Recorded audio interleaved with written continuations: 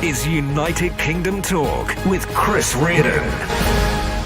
Morning, gang. It's a Thursday the 2nd of July 2020. Good morning to you. Welcome along to this morning's United Kingdom Talk on a rather dark, dismal day this morning, boys. Dark and dismal outside it is. Yes, and it's raining as well, which is doing wonders for the lawn. My lawn, I have recovered my lawn from its darkness and its brownness that it was just a couple of weeks ago. So I've got a couple of little photos to show you today. I've also got a video that Mick has sent in from Mandy. Thanks very much, Mick.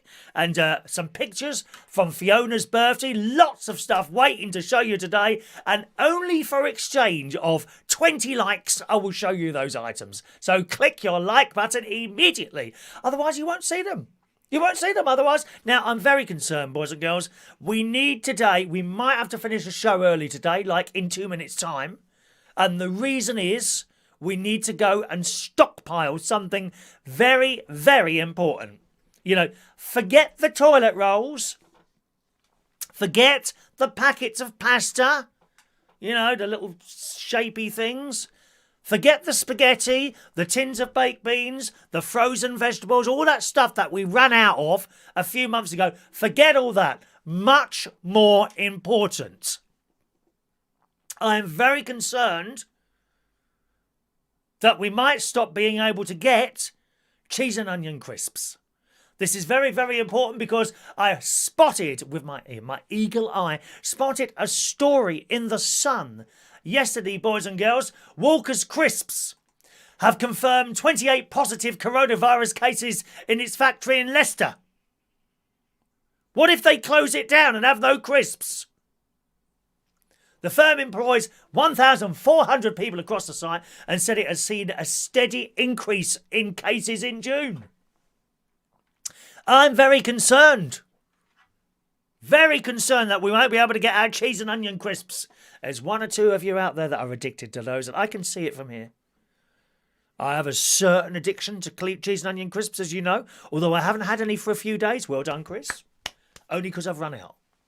There will be a trip to Lidl tomorrow, and Lidl have they've definitely got one in, I think. There's 2 fantastic new items in Lidl. I can't wait to show you coming up on this show today. You can't have it all at once, dear.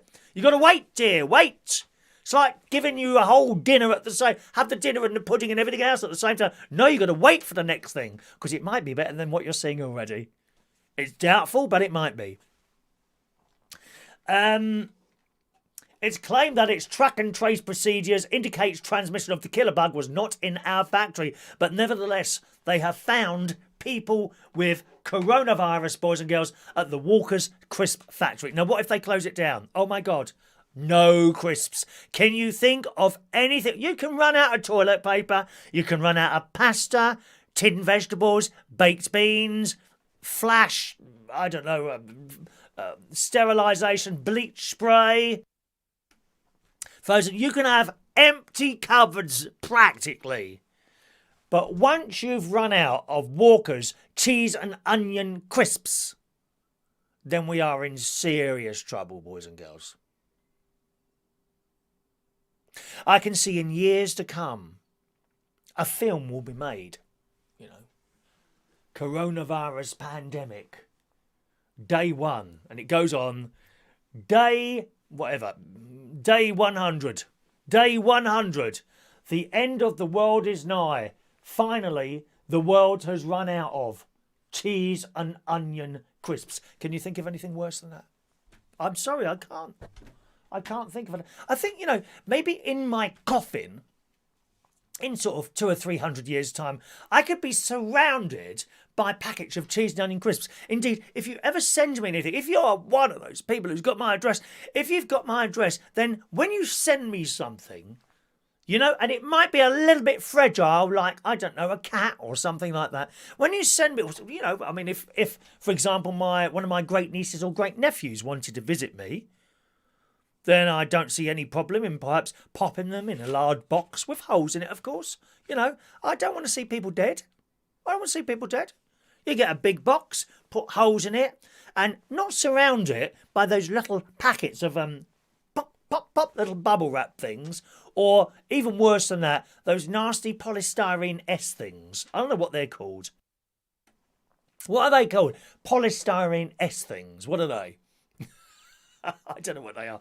Anyway, like the bubble wrap or the polystyrene S things, or scrunched up bits of paper or shredded paper, don't surround the small child, member of the family. Don't surround it with anything like that. Surround it with packets of cheese and onion crisps. Highly recyclable. So you'd put a layer underneath the box with the holes in it. Remember the holes in the box? We don't want the child suffocating. A layer of crisps under there. You place the child in there, possibly in a state of, what's that thing called when you make someone sleep for a while? A state of, and they use it on spaceships, don't they? What's that word called? I can't remember I can't think what that's called now. State of, oh gosh, what's that now? Can't remember the word. But where you get someone to go to sleep for a period of time and then you wake them up. Put them in the state of, in that state, right? Okay? The crisps in the bottom of the box. Place child in the bottom of the box. Please get a big enough box. Don't start squashing them up, because they'll have problems with their muscles after that, won't they? Surround the child then with more packets of cheese and onion crisps. Another layer of cheese and onion crisps outside, and a gently inserted tube in the child's mouth, just sticking out of the little hole in the top. I think that would be excellent. And then close the lid in darkness. Are you liking that idea? I think that's an excellent idea. And then pop them in the post and they will arrive here and have a fantastic time with Uncle Chris. Yes. I don't know if you would, if you've got a big box, could you put 2 children in there maybe? Like brother and sister, brother and brother, sister and sister, whatever. You could put them in there as well. I've been advised, when you're putting fragile things into the post office, don't put the label fragile on it, because it tempts the people in the post office to start throwing it around. Whether or not that's true or not, I don't know. Just a suggestion. So B1 today, I want you to rush out immediately and get as many cheese and onion crisps as is possible, boys and girls, because we could be running out very soon, because of the coronavirus and the Walker's factory. All right. Now, last night I was sorting out the quiz for next Tuesday. I've already recorded the music round. We're way ahead, dear. Way ahead. Recorded the music round for the quiz last night. That's ready to take up to the caravan, because it looks like, I'm pretty sure I'll be going up to the caravan at the weekend. So I'm very, very excited about that. After Sunday's bingo, I'll travel around at night. You don't want to be travelling around Saturday. I told you that yesterday, because there's going to be an awful lot of people on that road on Saturday, foolishly. No doubt that half of them will be going to the beach and having lots of close contact with each other, which is not a good idea. This virus has gone nowhere. All right, so I did that last night. Then I watched the latest episode of Holby City. And we all thought that Mrs. Oh Christ, who's in charge of the hospital? Played by that excellent actress Jo Martin. We thought she was going to resign yesterday. Not going to happen. Nice to see her son sticking up for her against that horrible old man. Oh, I can't bear him. What's his name? Mandy, that horrible man that's in Holby City at the moment. We don't like him. He's been in it before. Control freak. So I watched that last night. I bumped into one of my neighbours, not in these 4, but sort of across the road and down a little bit. He knocked on my door last night. Lost his cat somewhere. Yeah, cat's disappeared. Has anyone ever lost a pet before? Have you lost a pet before? Happened to my nephew. The cat just disappeared, and it turned up months later, literally 6 months later or something like that, walking along the top of my nephew's fence, looked down and then just carried on. It obviously found a better life somewhere else. And remember, cats are never loyal. Okay, be very careful with your pussies, boys and girls. Be very, very careful with your pussies, because I'm telling you what, the moment they will find a better life elsewhere, they are gone. It's as simple as that. They're gone. All right, be warned about that. Now, I noticed a super chat has come through, boys and girls. Blah, blah. And the super chat is from Adam the Plumber. So I'm going to give you 2 free raffle tickets for this morning's Super Chat raffle, which will be happening before the end of the show today, at any point during the show, boys and girls. And I've been waiting for him to appear. Let me just do your raffle tickets, Adam. And I'll show the people what the prize will be on the show today. Adam has 2 of these tickets now. Free raffle tickets, 687 and 688, because Adam is trying to win this backdrop. And we used this backdrop around the sort of spring period of last year, boys and girls. Here it is in use there, so you get a better idea of it there. It actually doesn't look too pink on there, I must admit. Okay? Doesn't look as pink as it does kind of in the flesh, I must admit, does it really? But it must be the lighting in there. But here it is again, there you go. It's exactly the same one, you see. There you go. And there's the green bit. There's the green bit. All there. Adam's now in the raffle to do that today. Okay. So if you want a chance of being in the raffle, just send us a £1 tip, and I'll give you a free raffle ticket. And then we'll do that little thing later on. You've got about half hour or so if you want any more tickets for that particular prize.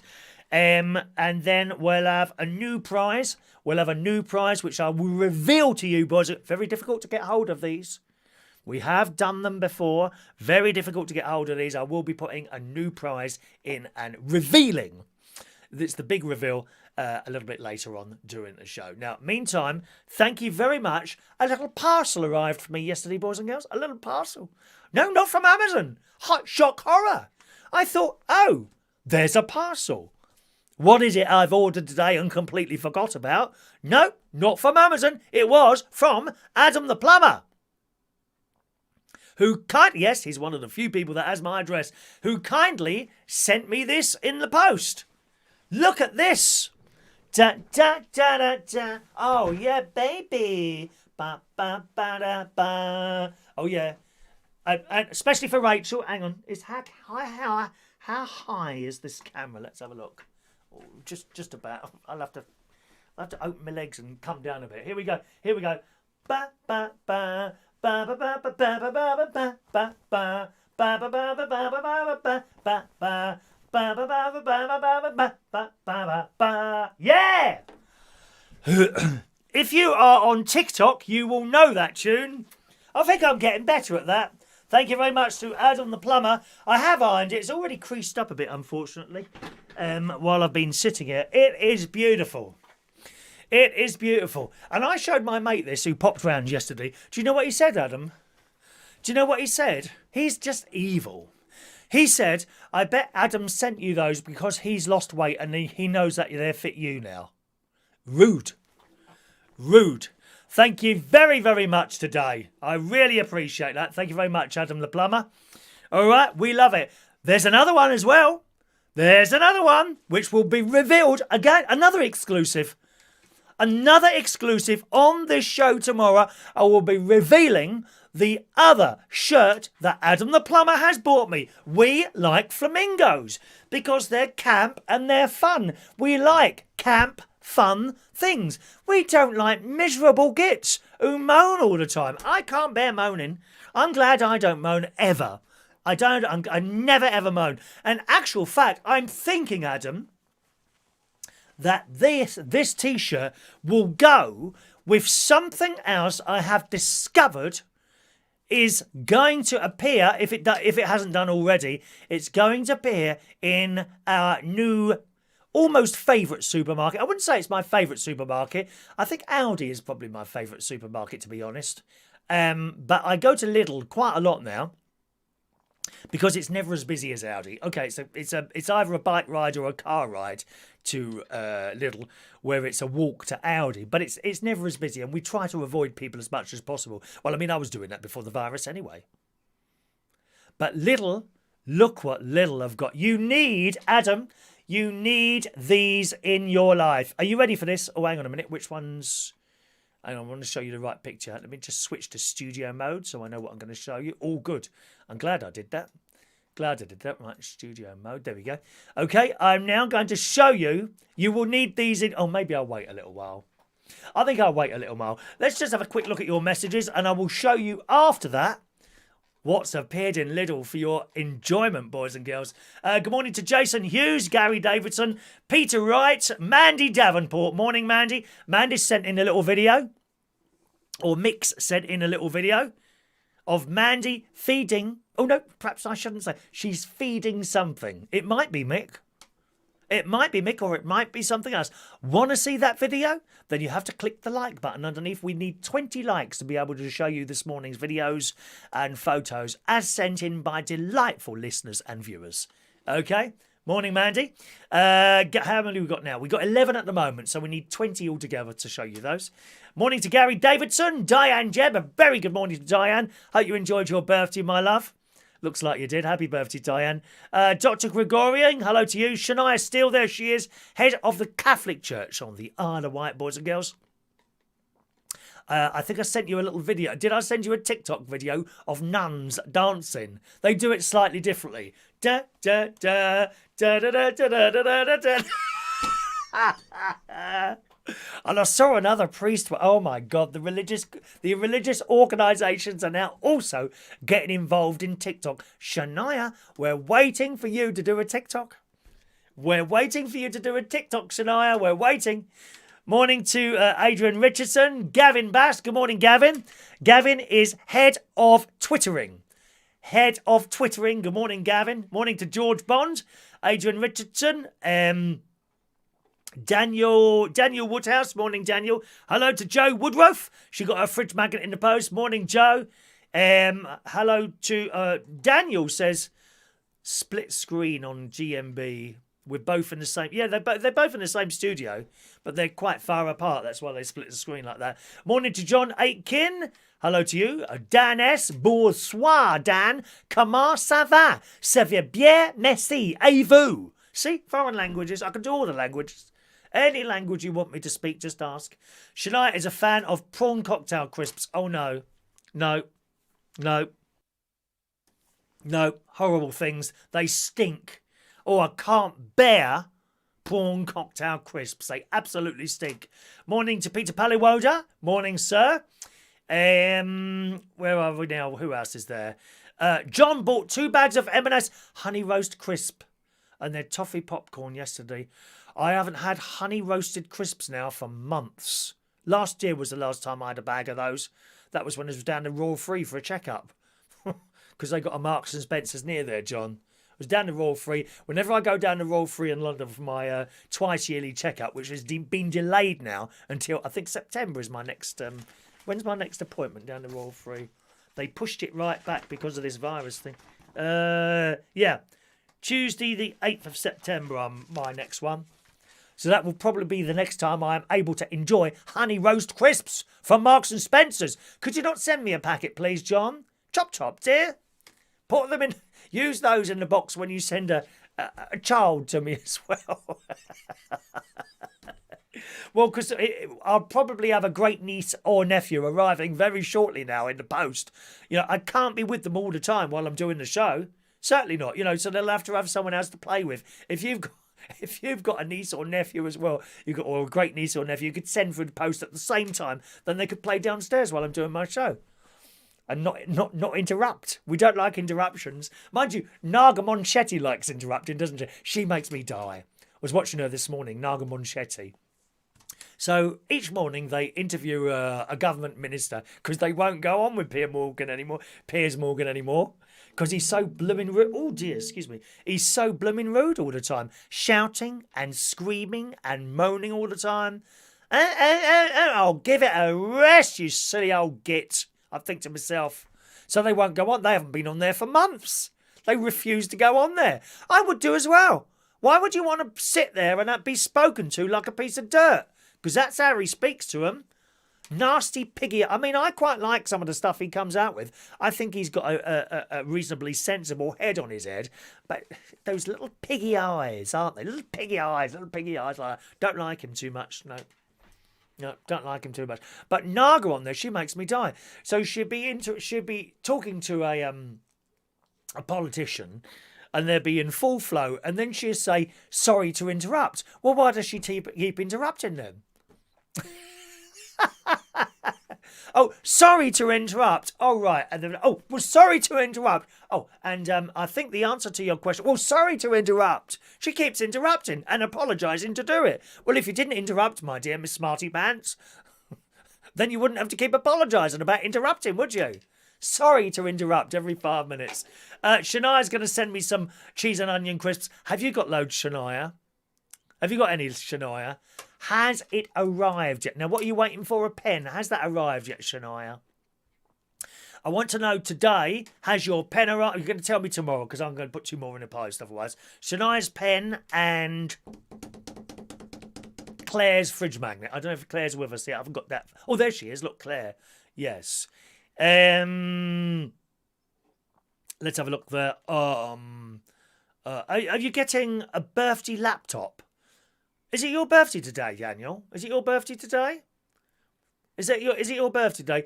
I might have to leave early. It's a special day. I get the new birthday laptop to be replaced the one here that's cracked. Oh, what are you getting? What is the spec? What is the spec? We want to know the spec. If you ever want to do video stuff like I do, I just want to say, get a processor. Get i7. i7. Okay. Both computers that I use to broadcast to you with have got an i7 in them. Both this one and the one at the Lincolnshire Television Studio Complex. That wasn't a new computer. I bought that. It's like refurbished. I saved hundreds. Refurbished computer there. But you want an i7. I've got a couple of laptops with an i5 and they don't seem to be powerful enough to do that. Morning to Claire, there she is. Very quiet everywhere. Love the new flamingo t-shirt as bought for me by Adam the Plumber. Isn't that beautiful? Isn't it? I love it. There's another one he bought us, which I will reveal to you. I won't tell you the design. You'll have to watch tomorrow to find that one out. All right, morning to Mick Davenport. Morning, Mick. Just scrolling down a little bit there.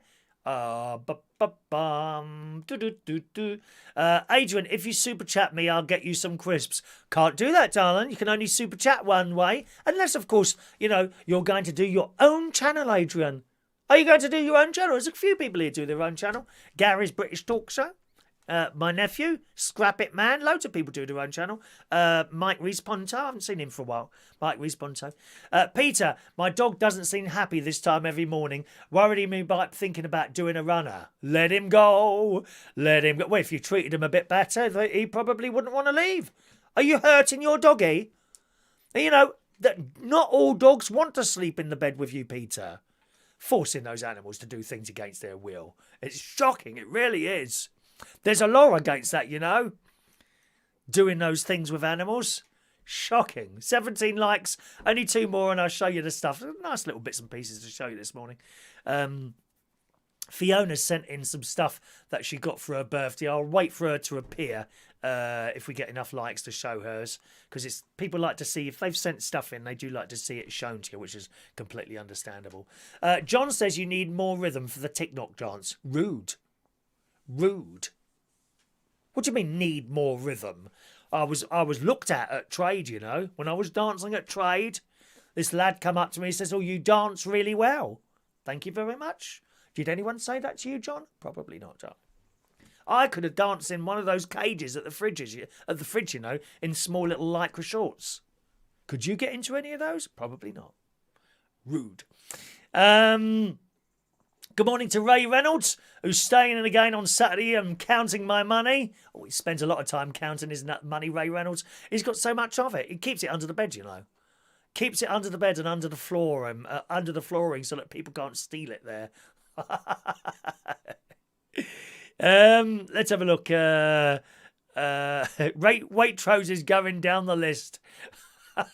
No, Waitrose. If you want, top quality everything and great customer service, you go to Waitrose. Fantastic. Can't find anything wrong with it. If you want it rough and ready and cheap, you go to Aldi. Lidl, I think, is a little bit more up than Aldi. So I'm kind of going back in the right direction. Do you want to see what they've got for Lidl? Do you want to see? Right, are you ready? You need these in your life. Here we go. Oh, look at those. I need a pair of those. I gather they're about 12 quid or 9 quid, something like that. Lidl have got their own trainers. How fantastic do they look?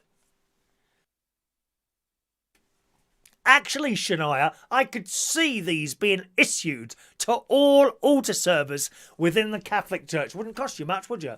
I expect even if we're going to shop, I think they're $12.99.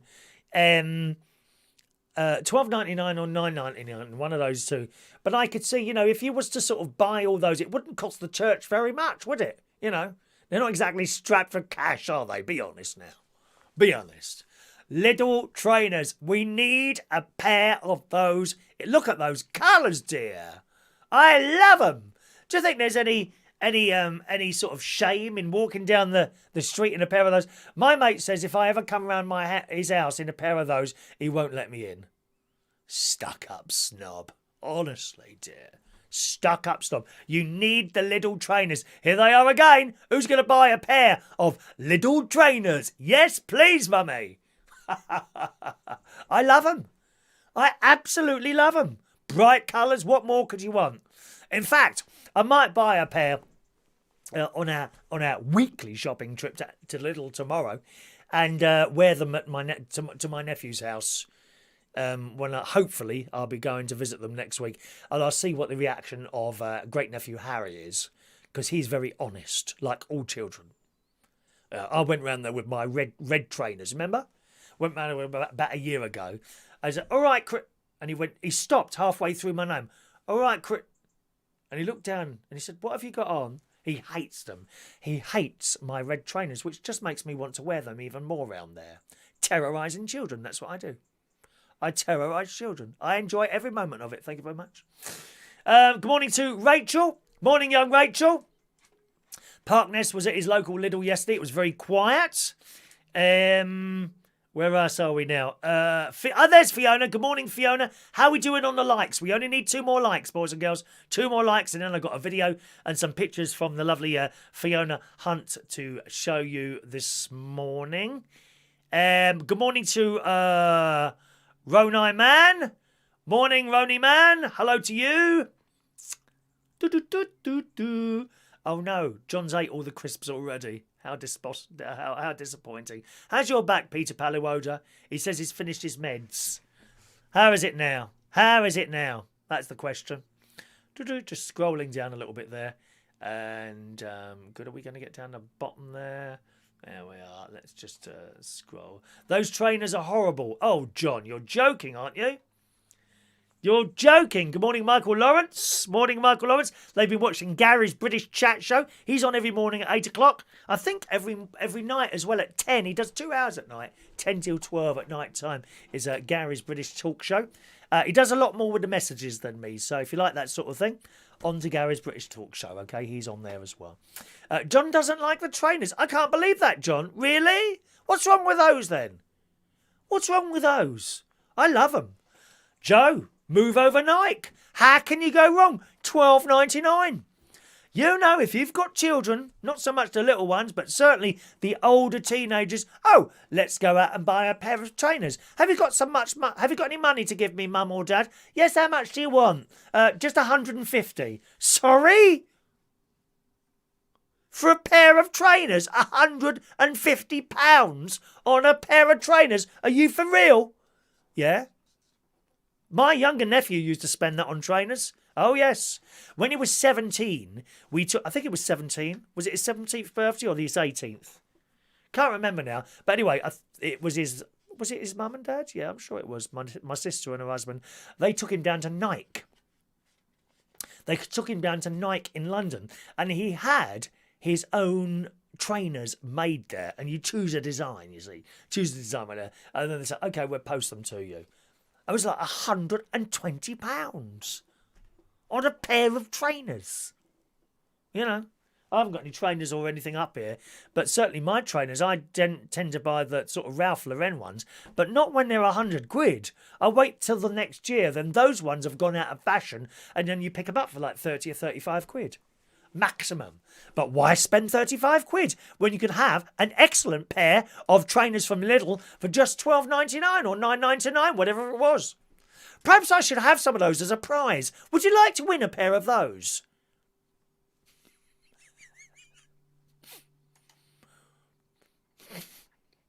Would you like to win a pair of those as a super chat, as a bingo prize maybe?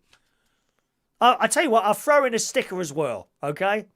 I'll throw in a sticker and a pair of little... I might just get a pair of those just for a laugh and see what happens. I love it, dear. Perhaps I can get sponsored by Lidl. We can have that lovely blue and yellow colour behind us there. I'm liking the idea of that. Thank you very much. Eh? Incidentally, new stickers are coming.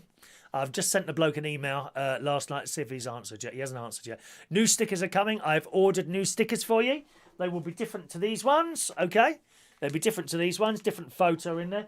Won't tell you the photo. And also, I've made an inquiry for a brand new prize that we haven't had before that I'm very excited about. I'm just waiting for the... what's that thing that they send you with the thing on it? The proof. I'm waiting for the proof to come through. I only inquired last night, so I don't suppose I've read that yet. Oh, there he is. Gary British Talk Show is there in the house. Hello. Rachel said, not bad trainers. I think I'm going to get a pair of these. Ronai. Buy those shoes and you get a free bowl of soup. Oh, it gets better and better. Do you get tins of soup as well? Wow. Mick Davenport, cheap, nasty tat. Just right for Chris. Rude. Well, you seem to like it, Mick. Every time there's something new out, he's there trying to buy it or win it. In fact, the new items that are coming will also be available to buy. And the reason for that is, a couple of you have said, I noticed over the last few, can we buy that and can we buy that? Well, if it says winner on it, you can't, it's just silly to have something to buy that says winner on it. You've got to win it, you know? Do you see what I mean?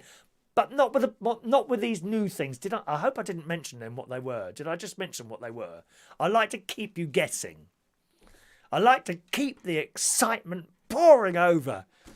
I'm like Niagara Falls, aren't I? Or Victoria. Is that the same place? Niagara Falls and Victoria Falls. Where every show, more excitement comes tumbling down towards you. If I told you what everything was, there'd be no excitement, would there? Exactly. Peter Paliwoda says, though trainers look good with your logo on, Chris. I would imagine, Peter, trainers, personalised trainers would be quite an expensive thing. I'll have a look. Thanks for the suggestion there. I mean, I looked at stuff like... no, I won't say. Okay, and I haven't found a good price for certain things yet. Yeah, they have to be a reasonable price, you know, because I'm trying to do things without it costing me too much money, you know. Every time we give something away, that's cost me like whatever. You know, that's why we got the super chat raffle to try and sort of even it up a bit. That's the whole point of that, you see. Sometimes people don't look at it like that. You know, they don't see the whole picture. They've just decided. For example, the thing with old Richard Branson. You know, is it Virgin Planes? What's it called? Virgin Planes, whatever it's called. You know, he's loads of people are out of work and people are saying, oh, you know, did he ask for money from the government? I can't remember now. Tight-fisted git. Why doesn't he sell one of his islands and then they'd be able to pay all his staff? Well, you don't know how that airline works. It's all very well making up your minds and deciding, and I can always see the larger picture of something.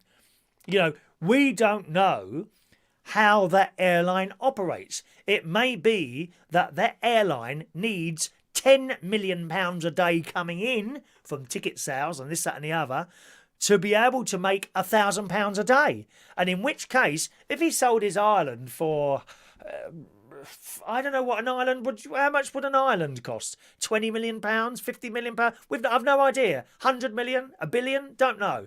But if he sold his island for just say £20 million, well, you can see that would keep his airline going for 2 weeks. But people don't see that.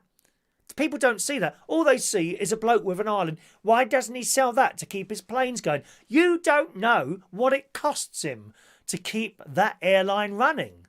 You know, remember, even though it's not running, and I don't know if he's paying his staff or whatever, is that the furlough thing? He may not be paying those, but that doesn't mean it doesn't cost anything. He's still got to be paying out for rental of airports and this, that, and the other. Yeah, people don't see the grand scheme. They immediately see a bloke with loads of money and go, "Oh, greedy git! You know, he should sell. Oh, what a terrible man he is." I doubt that very much. He comes across as a sort of decent bloke, Richard Branson. I think so, anyway. Shania's not liking the trainers. Really, Shania? Oh, I'm surprised.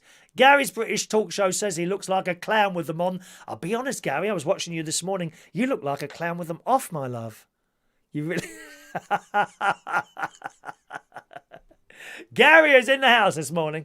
The booby prize in a raffle, says John Aitken. Ron I, Imelda Marcos' closet full of those trainers. Is she dead? Imelda Marcos. She used to be the one with, there was a little lady with all the shoes. Endless shoes. She had cupboards full of shoes, didn't she? Imelda Marcos. Fiona, can I buy your shirt, Chris? Would make a nice night shirt for me. Well, actually, Fiona, you can. I believe... Oh... I think these are Georgia Asda. Adam will tell you. I looked at the label. I think they're Georgia Asda. Very good quality, love. Really good stuff. You don't need to spend loads of money on clothes. I mean, I do draw the line. There are certain shops where you just pick up... Don't get polyester stuff. It just sticks and it's horrible.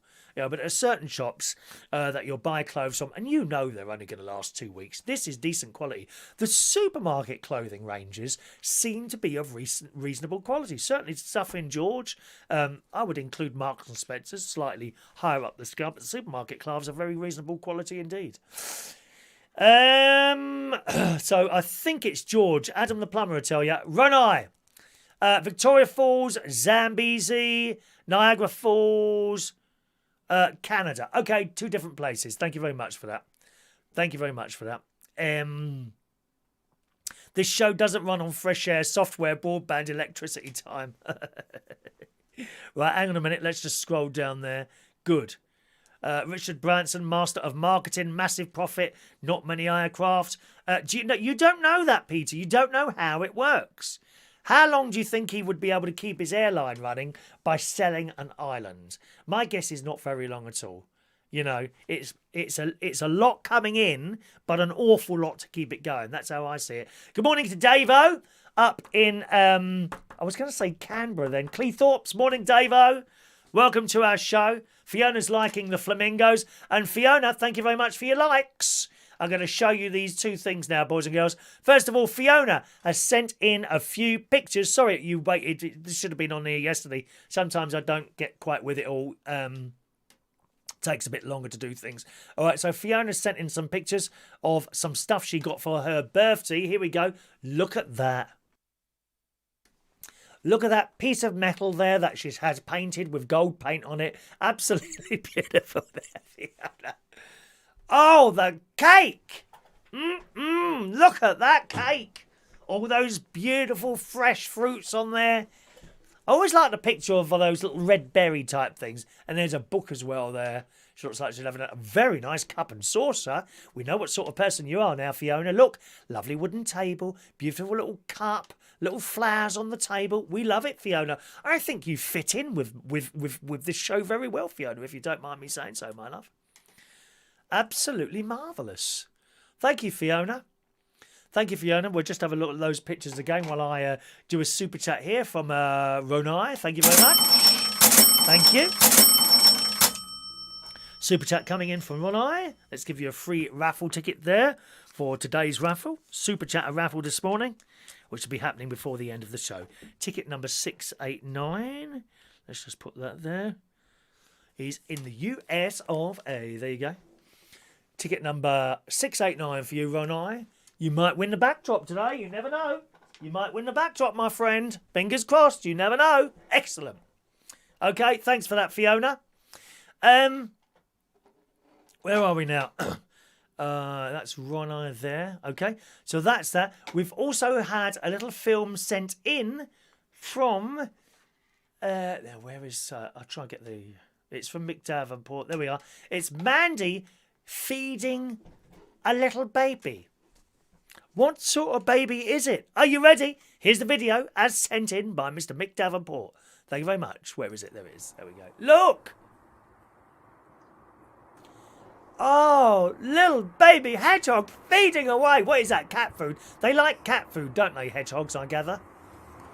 Ah. Ah. Don't you just want to pick a hedgehog up and stroke it?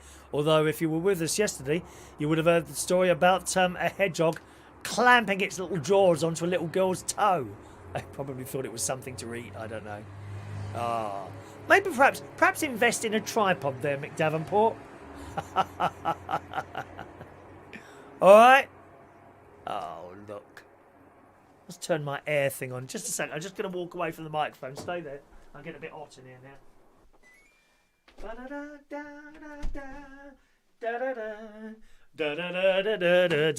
How can I believe it?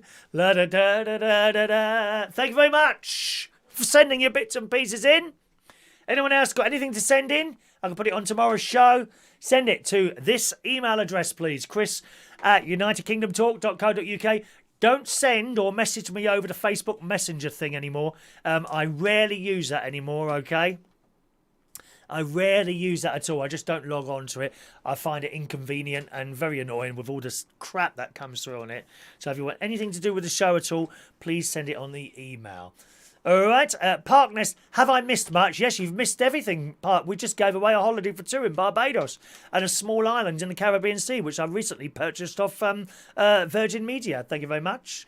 Claire loves the hedgehog. I've got a hedgehog actually comes in my garden, Claire. Yeah, nightly the camera picks it up and records him a little bit.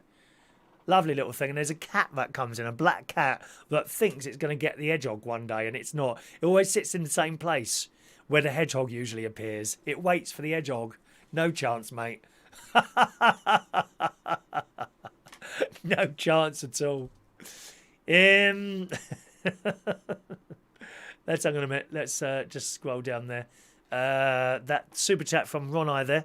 Barry Manilow, my first concert. He's a stud. We love Barry. We love Barry. Absolutely love Barry Manilow. I like singing Barry Manilow songs. Dan pricked his finger on a dead hedgehog the other day while pruning his bush. Oh, do be careful, Dan. Hedgehogs eat slugs. Yes, there's a little... I've kind of got a couple of stepping stones in my garden.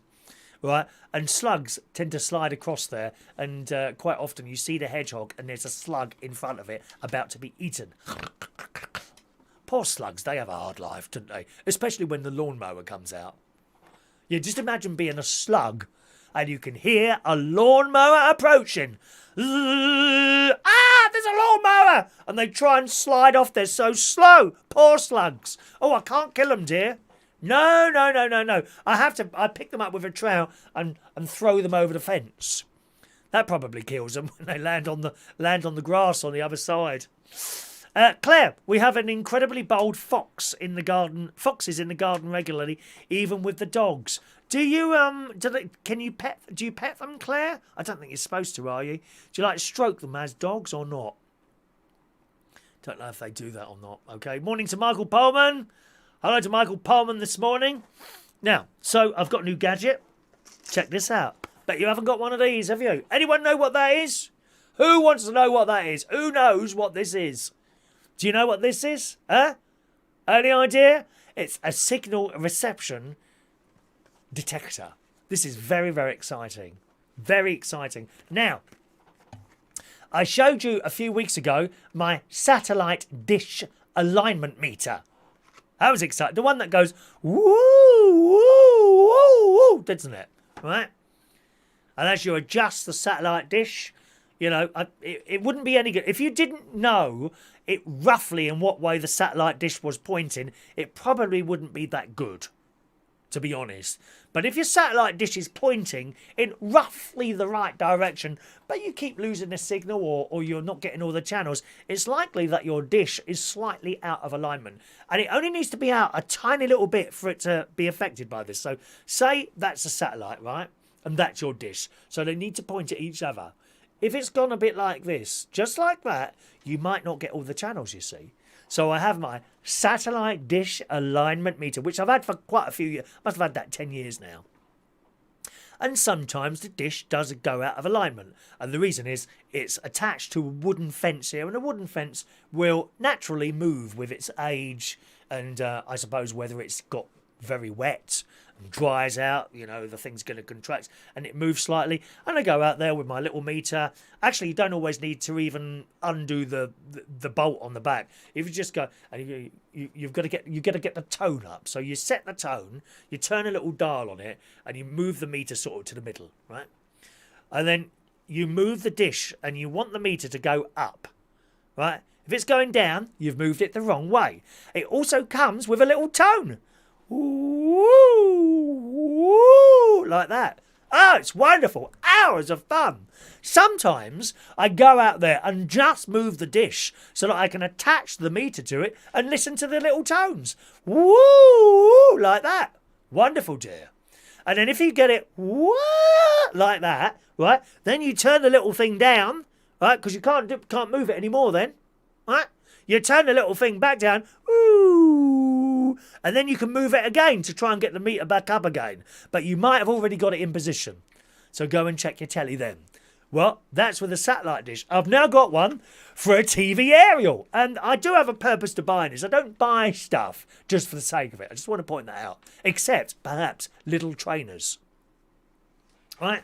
So this is for a TV aerial. Slightly different to the other one. It doesn't have an analog meter on it. It has little colours. Look. Look. And you attach your aerial in there. Okay? Now, I would imagine it's probably easier to set this up than a satellite dish because if you have a look at all the other aerials, what you want is them pointing in roughly the right direction. Now, why have I bought this? Is there something wrong with my aerial here? No. It's at the caravan. So, at the Lincolnshire Television Studio Complex, I have a little bit of a problem with both my dish and my aerial there, and sometimes I just lose signal, or it starts... the picture starts blocking, right, and the sound goes all funny. That's because it's not bang on. Again, with an aerial, there's your transmitter, there's your TV aerial. Your TV aerial needs to be pointing at your transmitter, right? Now, it may be that it looks roughly in the right place, but if it's like that, it's not bang on. Not as important as a satellite dish, but nevertheless important if you don't want to lose the signal in rain and things like that. So it needs to be pointing right at it, okay? And this will allow me to do that. Already, it's receiving the channels already, and I'll attach that and then maybe move it and try and get the meter to go up higher. There you go. Also, sometimes if you're in a dual television area, you might get signals coming from that way and that way, right? Even though most of the aerials are pointing that way, you might see some of the aerials pointing the other way because that just happens to be where the strongest signal is. Perhaps from another TV region as well. So there we are. And I'm quite good at that sort of thing. That particular area of DIY, I'm not bad at all. It's just the cutting woods and putting nails in that I'm not good at, and filling holes. Never mind. Isn't that exciting? Isn't that exciting? There you go. Park Nest has got one of those for the TV aerials in the crown. Does it make a noise, Park Nest? Does this one have a tone to it? Does it have a tone to it? I do hope it makes a noise. Woo, woo, woo, like that. I love it. I love all these things there. And how much? 10 quid. 9.99 for that. Now, if I get an aerial bloke to come out, what are we talking? 60, 70, 80 quid? Call out fee. Oh, it's going to take a little bit longer than that. I'm afraid it's £25 an hour. And before you know, you spent 150 quid. No, you haven't. £10. Thank you very much. Perhaps you'd like to come. Anyone want their aerial adjusted? I can come round. Very reasonable rates. Employ me to... And I'll give you a free sticker as well. Get me to come and do your aerial. And you get a free sticker as well. Eh? I can't climb up ladders. I'll send up great nephew Harry to do that. He's 7. He'll be up...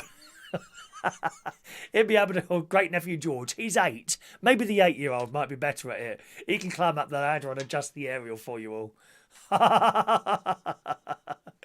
Ron Ice says, I put a 4 hat on my youngest kid and he stands near the expressway so I can get the golf channel. This sounds expensive. Good morning to Heidi Young. Morning, Heidi. Heidi, if you've got any trouble with your telly at the caravan, I can come and fix that now. I've got an aerial signal detector. Very good. £10 there. Bargain. Even cheaper than the trainers from Lidl. Have we looked at those in the last few moments? There they are again. Trainers at Lidl. I'm going to get a pair. I'm absolutely going to get a pair of those. Oh dear. Rachel's going to turn gothic. I thought you had already, my love. Looking at some of your wonderful videos that you do. Rachel is queen of TikTok on this channel. You got to see her TikTok channel. She does a lot of the black eyeliner type, like the gothic look makeup type thing, which is fantastic. All right. What else have we got here? So we've done those. We've told you about there's new stickers coming on. I don't know if I mentioned this the other day, but if you are a fan of Are You Being Served, there's an Australian version. I think I did mention this the other day, but I said to you that it also had on Mr. Humphries is part of it. They have all their own actors and actresses on there. Okay? Mr. Humphries is on there, as in the actual Mr. Humphries that was in the UK version. I thought he was the only one in there. No, Mrs. Slocum's in it as well. I believe Mrs. Slocum's in it as well. Either that or I was looking at the wrong thing. But if you want to find that, that's on YouTube. Now, I'm afraid the quality of the picture is not that good. All right? But if you're happy to sit there, and I watched Chernobyl, actually. Chernobyl round, not my mate's house, another mate's house. And he doesn't have Sky. He watched it on one of those internet sites. And the quality was not that good. But the story was so good that you could you'd sit there and watch it, if you see what I mean. And it's the same with the Australian Are You Being Served? Type in Australian Are You Being Served on YouTube, and there's I don't know if all the episodes, there's certainly some episodes of it on there, and it's very, very well. It's the same as ours. It's just as funny, except they use their own actors, apart from Mr. Humphries and Mrs. Slocum. Yes. Oh, yes. And the fireman came down and he grabbed my pussy before it fell out. We love it. All right. Okay, so that's that. Something else I discovered on TikTok the other day was someone had TikToked their either dad or uncle's funeral. And I know some people are a little bit cagey about this. Some of you will think that's very disrespectful. It's funny how we seem to be happy to video practically anything these days, and photograph, of course, from it. But some people have their babies being born videos, literally coming out of the hole, you know. And I don't really have a problem with that. If that's what people want to do, then fine. And I think with funerals as well, it just seems such a shame that we got all these pictures of the babies, and perhaps babies coming out of the hole as well, whatever, you know, and children growing up and then doing stuff at school, then getting married, then their children, and then they die. But there's never many pictures of people's funerals. And someone did a TikTok of someone's funeral, okay? Now, don't get me wrong here. I think it was very tasteful. You didn't see the person dead in the box, okay? It was just basically, you know, the cars there, picture of the coffin in the car, the beautiful flowers, a little bit of the service in there, and it finished off. It was only half a minute long, this TikTok. It finished off with the camera pointing at the coffin with a picture placed of the person in the coffin on top of the coffin. And I thought it was very, very tasteful. What a wonderful way to remember someone by. You know, perhaps you've been to funerals and they're not particularly fun things to go to usually, are they? But to have something like that, I think that's actually quite a nice thing to have that, you know. All right, just a suggestion there. So I just thought I'd mention that, the TikTok funeral on there.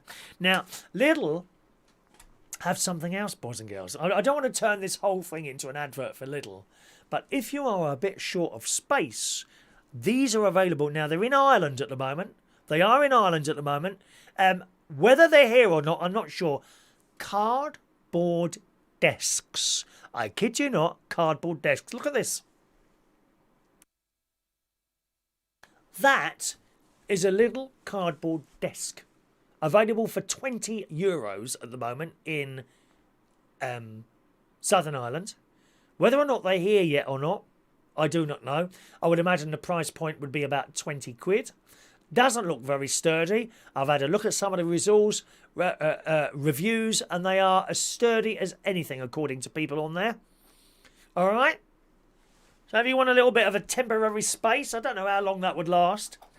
Of course, I would not recommend you getting something like that if you have cats. Probably not a very good idea, okay? But I think that's an excellent idea. Cardboard desk. There you go. All right? Another thing available in Lidl. That is the last mentioned day of Lidl I shall be making. Peter, I do agree about the funeral. It's not morbid. Makes a great memory filming someone's funeral. You know, I mean, how far do you want to get? I do know that some people have funerals with open coffins. I went to one of those. It was someone called Sade. This is 10 years ago or so now, down in Brighton. And she was changing from a man to a woman. And 40th birthday, she went out and died that night, unfortunately. Something she took, you know, and unfortunately it all went a bit wrong, I think. And we heard that she died. It was a big shock to everyone. But I went to her funeral. She had an open coffin. And at the end of the mass, I can't remember if it was a Catholic mass or what, I can't remember. I think it probably was, actually. At the end of the mass, you were invited, if you wanted to go up to the coffin and pay your respects. And I went up there. First of all, her mum went up there. And it was a wonderful thing to see, actually. Her mum going up there, and she went up first. And she's like having a conversation with her, you know, while she's lying in the box. And there was a queue of people. Some people didn't want to go up, quite understandably. You know, it's up to you, I went up and went round there, and I said goodbye to her. It was all very... I thought it was all very tasteful. All very tasteful indeed. And then she was taken up to the burial place, and as she was lowered into the ground, this massive rainbow appeared, which was just wonderful. Sade was her name. She used to come on the stage. I worked with her a couple of times, and she did the Jennifer Hudson song, And I'm Telling You, you know. And I am telling you, la da da da. You would have seen that. You know this song. And she'd come on in this furry coat, long fur coat, big earrings, dressed like a very rich woman. And she'd done the act along with that song, as in a woman who's been scorned, right? So she's on her own, but she's like playing it like she's singing to someone, and she rips off her earrings and throws them at this pretend person in front of her, and the coat comes off and she throws that on the ground. Great. Really great. And I saw that several times. I worked with her many times. Sade, may she rest in peace there. John says, we met John Inman at a charity lunch. He was a lovely man before I took the picture. He said, remember, I'm the young pretty one. Well, he was right, wasn't he, John? Was he not right? Oh, dear. Mick, has anyone seen the Irish funeral where the bloke's last wish was to do a recording of him shouting, let me out of here? It's really funny and lightened it up. Yeah, I go along with those sort of things, Mick. I really do.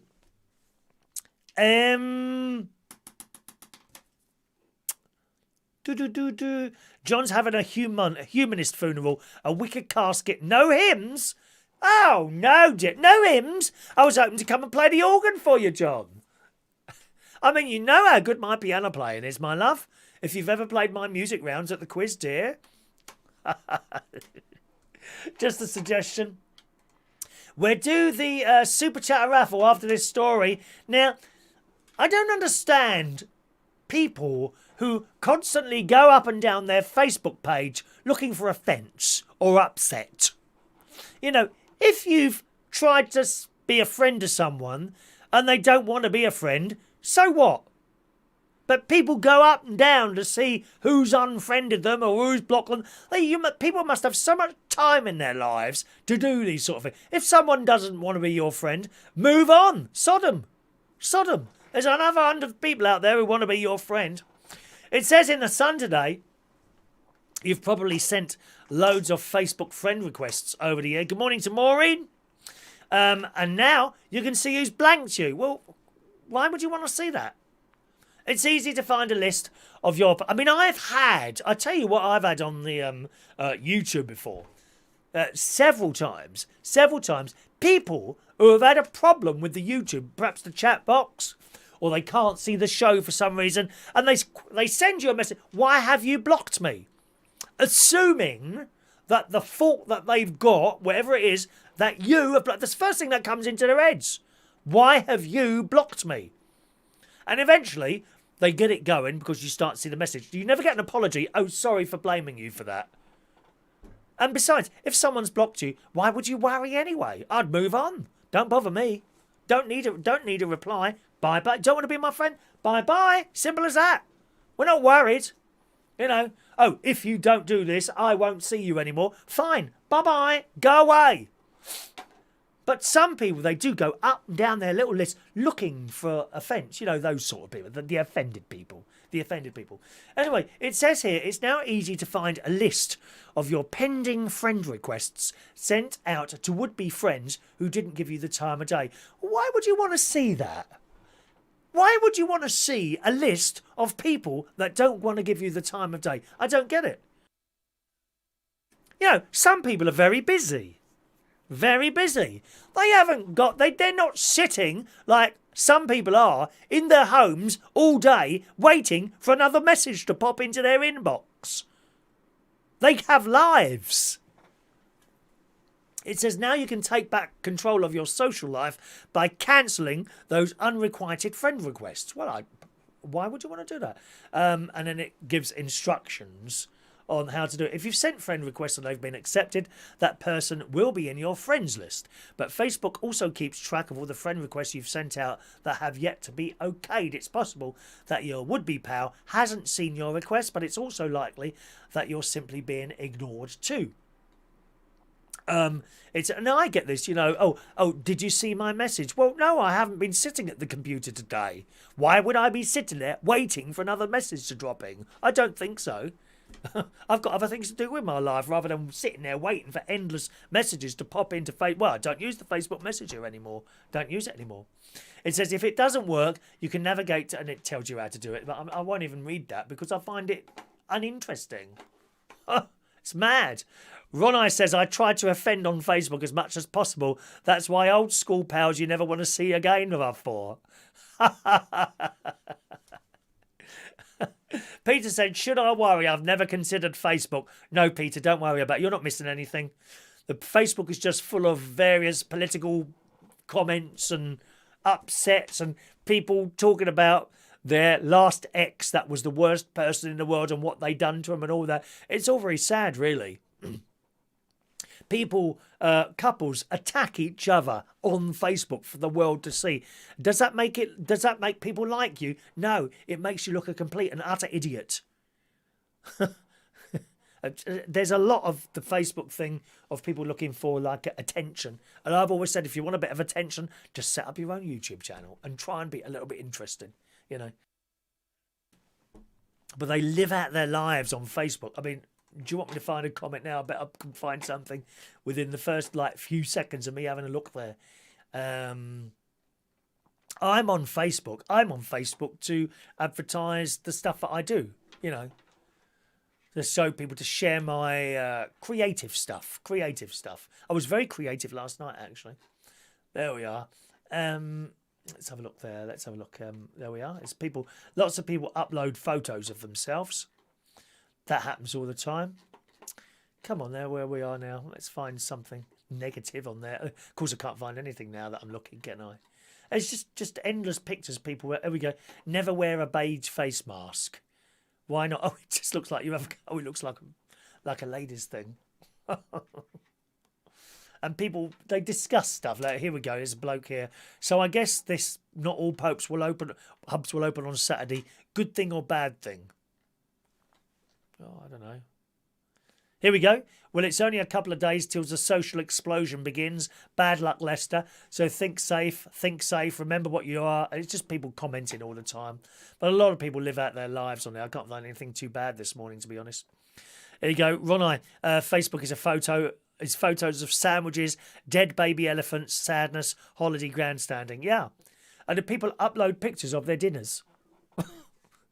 Oh, here's today's dinner. Wow, whoopee-doo. There's one bloke on there, he goes out to a different place to breakfast every day. Said, what do you think of my breakfast today? And he puts up a photo of it. Of baked beans and sausages and fried tomatoes and bits of toast. They just upload pictures of their meals. Now, if you've made something, that's a different thing. You created a cake or whatever. Like Mick Davenport does. He makes all his own stuff. But to go to a restaurant, here's a picture of my dinner. Oh, no, actually, restaurants not too bad. They do it at home. Here's a picture of today's dinner. Wow, that looks lovely. That'd be a piece of dead animal on there, a few roast potatoes, some gravy and some peas and carrots. Wow, whoopee-doo. Someone's dinner, how unexciting. Anyway, so that's that story there. Right, gang, let's do this week's Super Draw Raffle. Are you ready for this, gang? It's time for the Super Draw. Those of you who've been sending in little tips this week, someone is going to win this today. Where is it now? One moment, please. Someone's going to win the backdrop behind me there. As used, spring to summer last year. All right? There we go. Let's get the tickets ready here. All the tickets are in here, including the latest one bought by Ronai. Adam the Plumber's got tickets in here. Sean Pye. Daniel Holmes. Can't see them all. Who else have we got here? Just scrolling around. Is there one in there? Adam. Oh, there's another one from Adam there. Oh, there's Rachel. Anyway, there we go. Let's pull out a ticket now. Let's swirl them round and round. Good luck, everyone. There can only be one winner. Nothing in my hands. Nothing up there. I tried to do it so that you can see everything going on here, darlings. All right? Here we go. Scrolling round and round. Are you ready? Are you ready, gorgeous? Right, let's do the drum roll. One moment, please. Blah, blah. Hello! Hello! Here we go. We're going in. We're going in. One ticket, and there it is. There is our one ticket. Are you... Oh, Christ, I nearly dropped that then. Here is our one ticket, and it's ticket number 685. Look who it is, gang. It's Adam the Plumber. I do believe that's the first time you've won a raffle, isn't it, Adam? Or the bingo. Is this the first time you've won anything? I have a feeling this is the first time you've ever won anything. Adam the Plumber, ticket number 685. Mind you, Adam was banging it away on the tickets this week, I must say. Oh, no. There's a crack in this. Oh, no.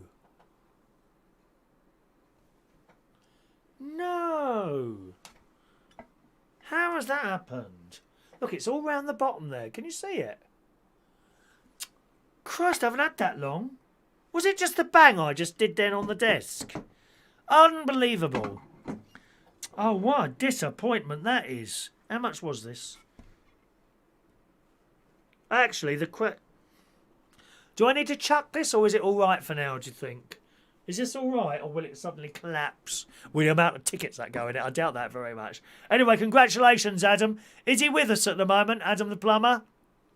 Doesn't matter. We only pull it once. Adam the Plumber wins the backdrop this week. I'll just put that over there. And I showed you what he's won. It's here. I'll fold that up and get that ready for him to send me his address. And the tickets don't get wasted, okay? These tickets all go in here for the... Oh, no, not in that one. Oh, don't put me in the wrong one, dear. Yeah, they go in here, which is empty at the moment, for the next Super Draw, which is at the end of this month, where you can choose either a mug or one of our exclusive fridge magnets. Okay, there you go. Put that there. And put that back there. It's now empty, boys and girls. Put that back there. That's empty. Move stuff around here. Okay, so they're in there, and they'll be ready for the next Super Draw, which will be on... Friday the 31st of July. Okay? Friday the 31st of July will be our next Super Draw. How exciting that was. Do you like to make a winner happy? There we are. What's happened here? There we go. Adrian, now you can use the rest of your new Now stuff to fix the glass pot. Do a video of it. No, because it's not see-through. It's white. That look awful. That will look awful. Have I mentioned that before? Have I, Mick? I can't remember now. Can't remember. A hairline crack, is that all right? Or do Lidl do them? That's a good idea. Maybe they do them in Lidl. Maybe they do the things in Lidl there. Okay, good. Okay, well done, Adam. So that's to the side there, and we've done that. What's the prize next week for the Super Chatter raffle? Just coming up in a moment. Beavers, gang. Beavers are attacking. Beavers. They eat the wood, didn't they? They build little dams, beavers, don't they, out of wood. How do they carry the sticks? How do they carry the big logs? There's a bit of grass that it's so annoying. It's right next to my garage. People keep parking on it. And they park badly on it. I want to get a big log and put it there so that people can't park. But there's no way. I want a log that not two people can lift. So I don't know how I'd get one of those there. But in the sun this morning, they may be cute and cuddly. A little bit like yourselves, boys and girls. I think am I looking cute and cuddly today? Am I looking cute and cuddly? They may be cute and cuddly, but the humble beaver is dragging Earth deeper into the climate crisis, according to research. God, it just goes on. We've had the virus is still here. We've got the race riots. We've got possible radiation across Europe. Now we've got the beavers to contend with. It gets worse and worse. The fairy critters have invaded the Arctic, and their dams are contributing to the rapid loss of permafrost in the region. A study has found they're eating the frost, are they? I don't know. Experts feel that greenhouse gases trapped in the ice are being released as it melts, adding to those pumped into the atmosphere by human activities. Some of you pumping in more bad gases into the earth than others. You know who you are. Researchers from the States and Germany made the shock finding when studying satellite images of northwestern Alaska. They showed that warming temperatures in the region have resulted in a boom in the local beaver population over the past 20 years. That's because the once barren and inhospitable region is now teeming with trees and other shrubbery used by beavers for food and to build dams. I think I might have been called that once at school or scouts, a beaver, because my teeth used to stick out. That and Goofy and Bucktooth.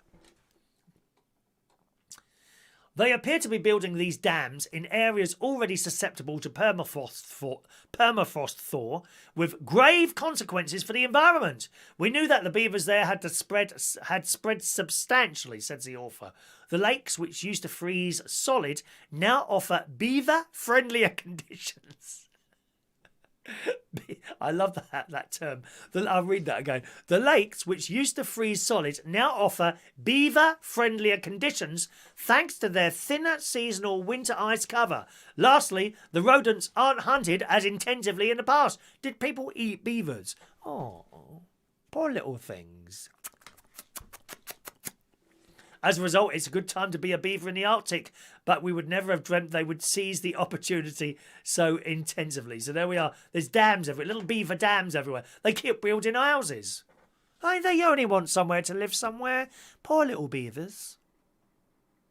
Poor little beavers. Not as unlucky as snakes, though, are they? Snakes are very unlucky. They have no arms or legs. How sad is that? Why did the Lord above decide to put a creature on this planet with no arms or legs? I think that's very sad. Fiona says, so many innuendo comments I could make in this show today, but I'm good wrong show. I don't know what you mean, Fiona dear. I don't know where you're getting this for. Morning to John Parrish, arriving late this morning. John wants to know, have you got a ticket for the Euro Millions? £110 million. Don't need to win, John, to be honest. Don't need to win that. I mean, you probably need 110 million. I'm quite happy with a few quid here and there, as long as I can carry on doing things I like to do. Not interested in having millions of pounds sitting in a bag doing up. My name is not Bill Gates. Or who's the bloke who owns Amazon? He's made a lot of money, hasn't he, since this lockdown? Oh, dear. How much money has he made? Is he the richest person in the world, the Amazon bloke? I remember when they just used to sell books. Who remembers that? Eh? Gosh. Has Adam appeared yet? No, he's probably on work. Adam does pipes, boys and girls. He is a plumber. As in the name, Adam the plumber. Get it? Ronai says there's a Canadian clothing company called Beaver Canoe Kills Me. Beaver Canoe Kills Me. That's a funny name for a company. Beaver Canoe Kills Me. What a strange name for a company. Morning to Stu Arts. Morning. Auntie Beeb won't play the Beaver section, that's for sure. Oh, no, not allowed. Oh, it might be offensive to beavers. Poor little things. Poor little beavers. Toddlers. Anyone watching the telly yesterday? Naughty children. Viewers were left in hysterics today when both Sky excuse me. Oh, maybe I'm coughing. Look, I've replenished my pill supply. Look at them. They're like all in like little windows, aren't they? Let me just have pills. 10 o'clock, pill time. Hang on.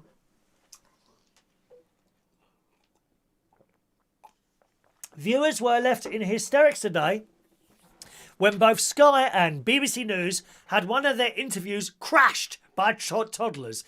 I've seen this happen a few times now. It's hilarious. So you got some bloke or some lady sitting in front of this, usually a bad webcam, and they're being all serious, and a child breaks into the room. Daddy! Dr. Claire Wenham from South London appeared on BBC News yesterday to discuss the coronavirus crisis when her daughter, Scarlett, began rearranging a unicorn picture behind her and even struck up a conversation with the newsreader. We love it when it goes wrong, don't we? Meanwhile, journalist Deborah Haynes from Kent was interrupted on Sky News by her son, who paid her a visit to discuss how many biscuits he was allowed to eat. The packet, dear, have the packet.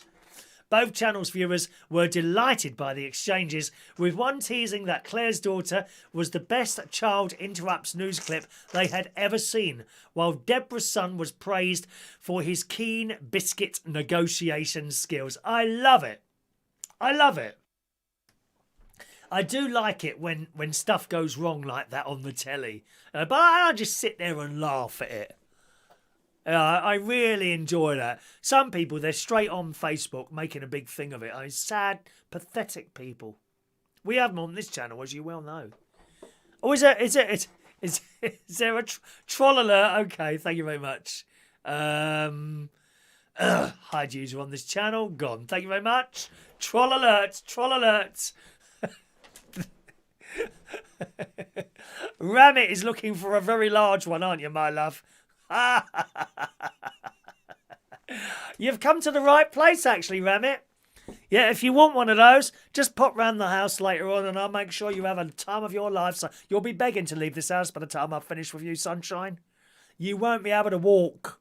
I suggest you bring rubber knickers with you because you're going to need that to hold yourself in by the time I've finished with you. Sorry, gang, to go a little bit.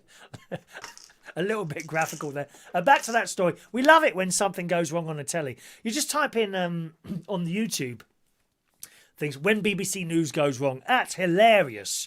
They have some sort of automatic camera system there, right? I don't think there's a producer there or anything like that working things. It's automatic, and I believe rather than follow the presenter around, I think the presenter, it looks like this to me, has to stand in certain places on the set at a given time. And then camera moves into position. Except sometimes I think someone perhaps pushes the wrong button or something like that, and the camera goes right past the presenter and over to the other side. Or sometimes, you know, they'll be reading you the news, and the camera will move in front of them like that around. It's very good. Beaver burgers. John Parrish wants beaver burgers. Oh no, poor little animals, John. Why don't you have a nice mushroom burger? A nice mushroom, but I've had those. They do those in what's that really expensive place? Five Guys. Mushroom burgers. Oh, delicious. Not so much burgers. What they do is cook all these mushrooms and onions together, and they knock them together like that, and then they put them in your burger. They're delicious. Peter, have you ever seen an adder in the wild? Yes, I have. Over the forest. Over the forest. When I was doing jogging some years ago, I was running away, and I thought, what's that? And I saw an adder slide off the path into the grass, waiting to eat something. Yes! But snakes, I don't think snakes bother you unless you bother them. A bit like most insects and things like that. They're not really bothered about you unless you bother them. Good morning to Paul and Lou joining us today. Morning, Paul and Lou. Fun things to do with tech in the house. Morning to you, sir. Scrolling up. Paul and late is very late today. Work is getting in the way this morning. What do you do, Paul? What do you do? You probably told us before some time ago, I suppose. Morning to Scrap It Man. Gary Butler in the house this morning. Morning, Gary. Hello to you, sir. What else have we got? Snakes have a nasty bite, though. Oh, I'm sure they do, Rachel. I wouldn't want to be bitten by a snake. There's a couple of TikTok videos where people do take risks. As one bloke, he picks up now. What was it called? Is it a pine snake? A pine tree snake? He might have had this pine tree snake and he picked this up off the floor. He's holding it like this. Well, it lurched at him and bit his face. Good. Leave it alone then. Leave it alone. It's like these people, they try and calm down cats that have got the hump, don't they? Nope. Leave them alone. Walk away. Morning to Paul Adamson. I miss the days where I used to go to Putney Towpath and get my rod out fishing. What else have we got there? Let's have a look. Scrolling down the list. Scrolling down there. John doesn't like mushrooms, although heard they are fun guys. my great-nephew George doesn't like mushrooms. 8-year-old George. Doesn't like the texture, apparently. My niece was telling me the other day. Doesn't like them. Hello to Scrap It Man. Check out his channel, boys and girls. He's doing a sticker board programme on his show this week, where people send him stickers. We've got some new stickers coming, incidentally. I've sent an email to the sticker man. He hasn't replied yet. I only sent it last night, so I've ordered some new stickers, and they're a new design as well, so they're on the way. I shall, of course, be sending one to my nephew. If he wins, he don't get any preferential treatment, my nephew. Oh, no, no, no.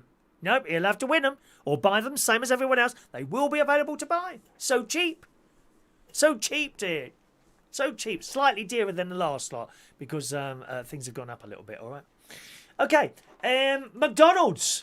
Good news if you like McDonald's.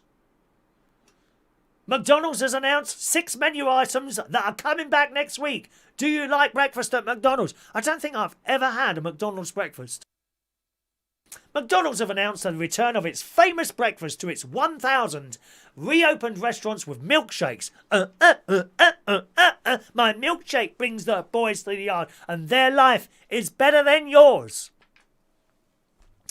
Milkshakes, bacon, double cheeseburgers, and also back on the menu. The fast food giant, with 1,800 outlets in the UK, has announced the return of 6 popular items having previously opened with a limited menu following the easing of lockdown restrictions. And do you know what? I go past, it's either 2 or 3 McDonald's on the way to our Lincolnshire television studio complex, and they are 24-hour ones.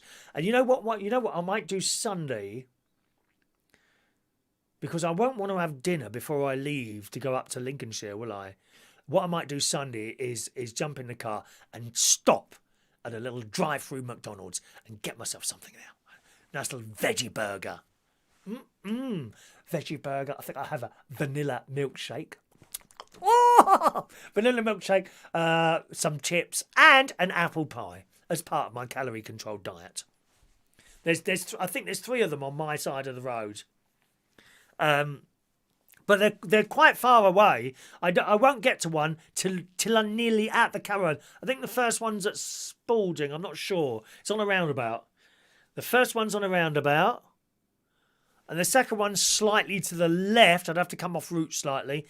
And the last one is the newest one, which is kind of on a complex. What's got a petrol station, I think there's a Starbucks there, which says it started over as a 24-hour Starbucks, but I think it didn't work. I'm not sure it works. So I don't think it's 24 hours now. They've got a petrol station. Do you know what I mean? Rachel, it's quite a new one. There's a petrol station on this bit. There's a Starbucks and there's a McDonald's. Quite new. That's on the left-hand side. Again, that's on a roundabout as well. But they're all 24 hours. You know, I think it's great to be able to sort of drive up and down the country and not have to go in one of those awful service stations, you know, it's so overpriced. So overpriced. You go in there for sausage and chips, it's like 15 quid. And the chips have been sitting there for hours, haven't they? You know the places. Even if you want a sandwich in there, they seem to be horrifically overpriced in comparison to if you were buying a sandwich in Tesco's or Aldi or Lidl. They all do sandwiches now, don't they? Excuse me, I'm going to sneeze a little bit there. Did I see Adam there? Oh, Adam, there you are. Adam, I've just pulled your ticket. Shall I pull your ticket again? Watch me pull your ticket, Adam. Oh, hello, number 685. Do you want to go out for a date? Yes, please. There you go. I just pulled your ticket. Ha ha ha ha! Oh, I thought it was funny. You think that was funny, no? Right, for that, I'm going to blow my nose and not mute the microphone. As punishment. Yes, thank you. The McMuffin is nice and the strawberry shake is to die for. What time do they start the breakfast? Maybe, do they do that at 1 o'clock? Oh, I bet they won't. That's too early, isn't it? I'll probably be going past a McDonald's, I would imagine, at about 1 o'clock in the morning. I'm going to do that. I think I'll do that. That can be a little treat for me. A little treat for me. Yes. A little treat for me. Stop at McDonald's on the way up to the caravan, yes. Adam's now running around his van with the excitement. Do be careful, Adam. Remember your heart, my love.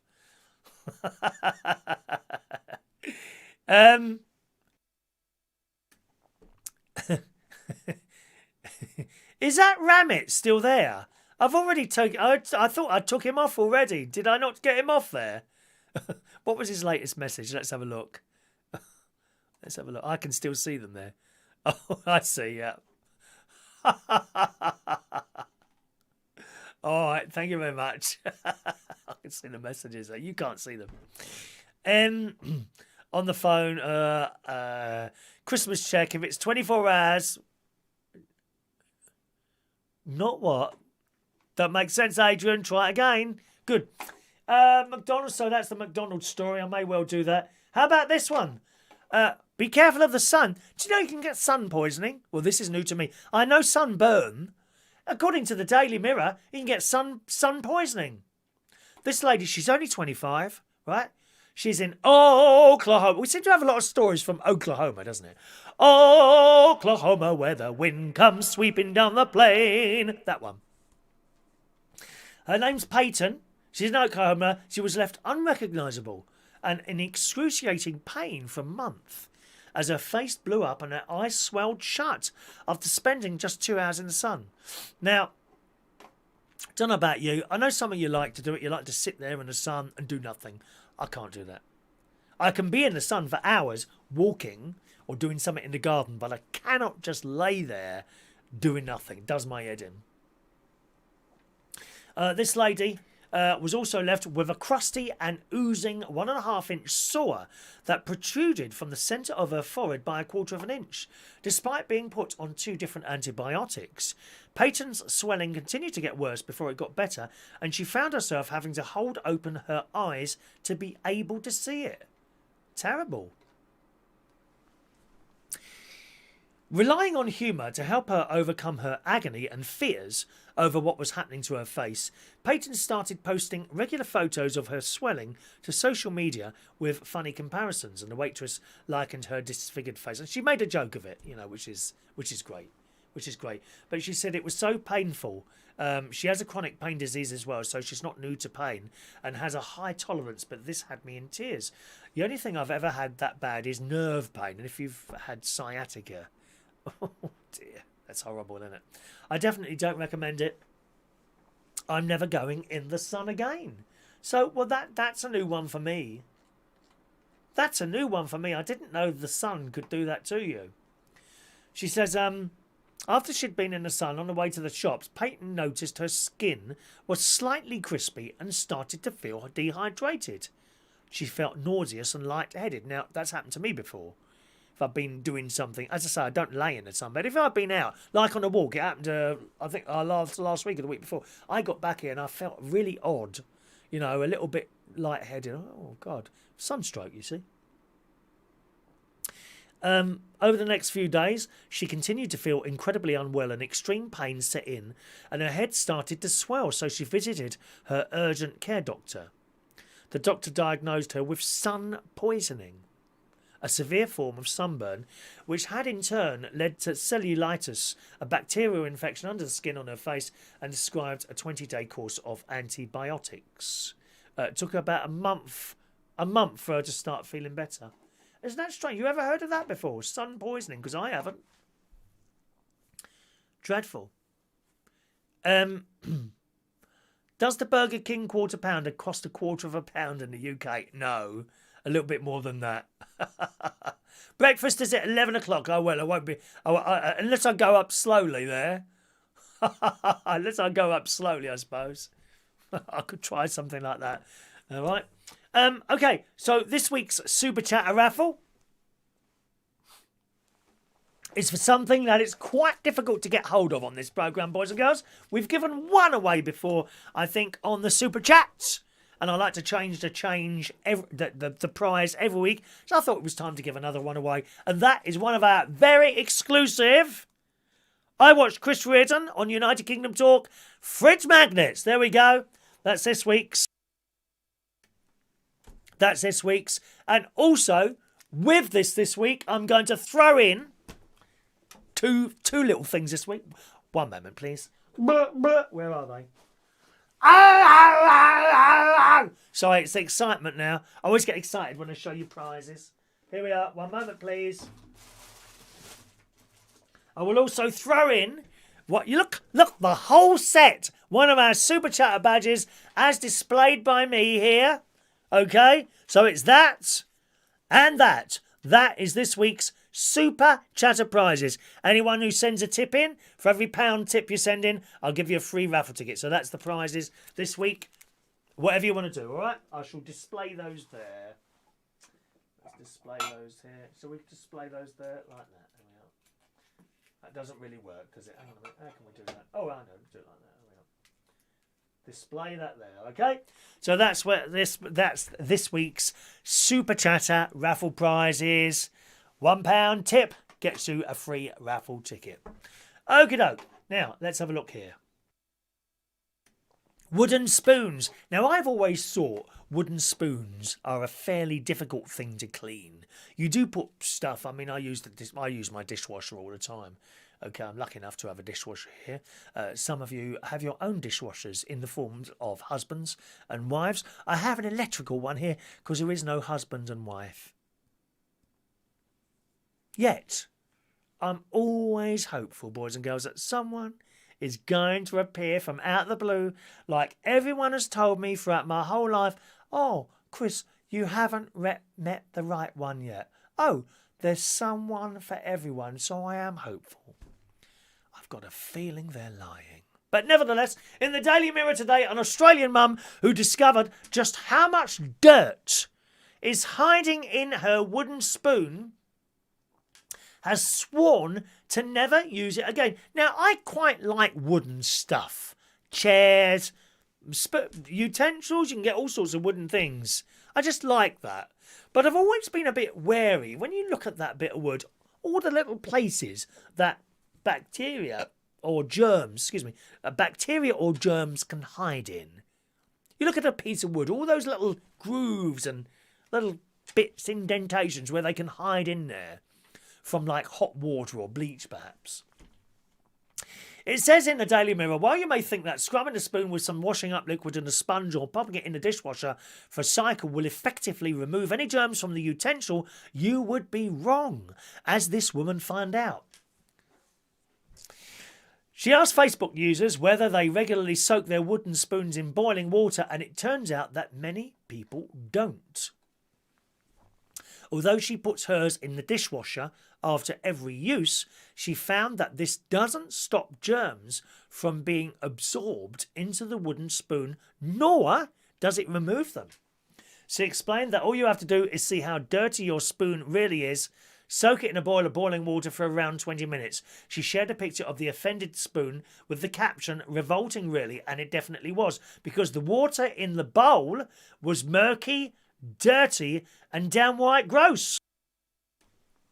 So what she's done is put it through the dishwasher, and then she's seen something on the internet, put it in a bowl of boiling water, left it there for some time, come back later, and the water's all dirty. The germs have been seeping out of it. How awful. But what made it worse was the layer of oil that had risen to the surface. A number of amateur chefs, and I don't include you in that one, Mick. You're not an amateur professional head of baking on this channel, Mick Davenport. A number of amateur chefs were shocked at the results and said this is why they prefer to use silicone spatulas.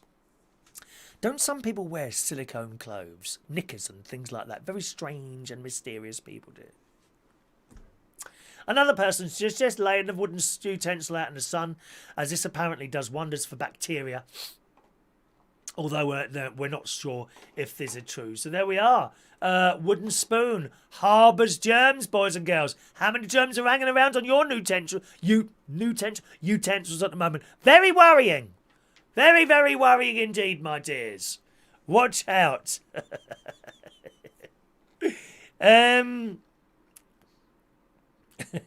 Let's just scroll down there. Manilo doesn't look like impressed by the tat. Well, you keep buying it, Mick. You keep buying it, mate. How many pounds in a dollar? No, dear. No, it's dollars in pounds. The pound is is the most superior currency in the world, I think you'll find, Ronnie. I think you'll find it's about $1.50 to the pound. You've got to have... Well, you can't get a pound with a dollar. Are you for real? Sorry? You'll find sterling is a far I highly recommend you buy as many pounds as possible with those little paper dollars that you've got at the moment, my love.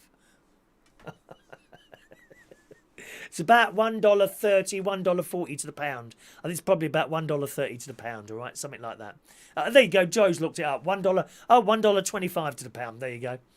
All right? George Bond, do not put wooden stuff in dishwashers. It will rust the dishwasher.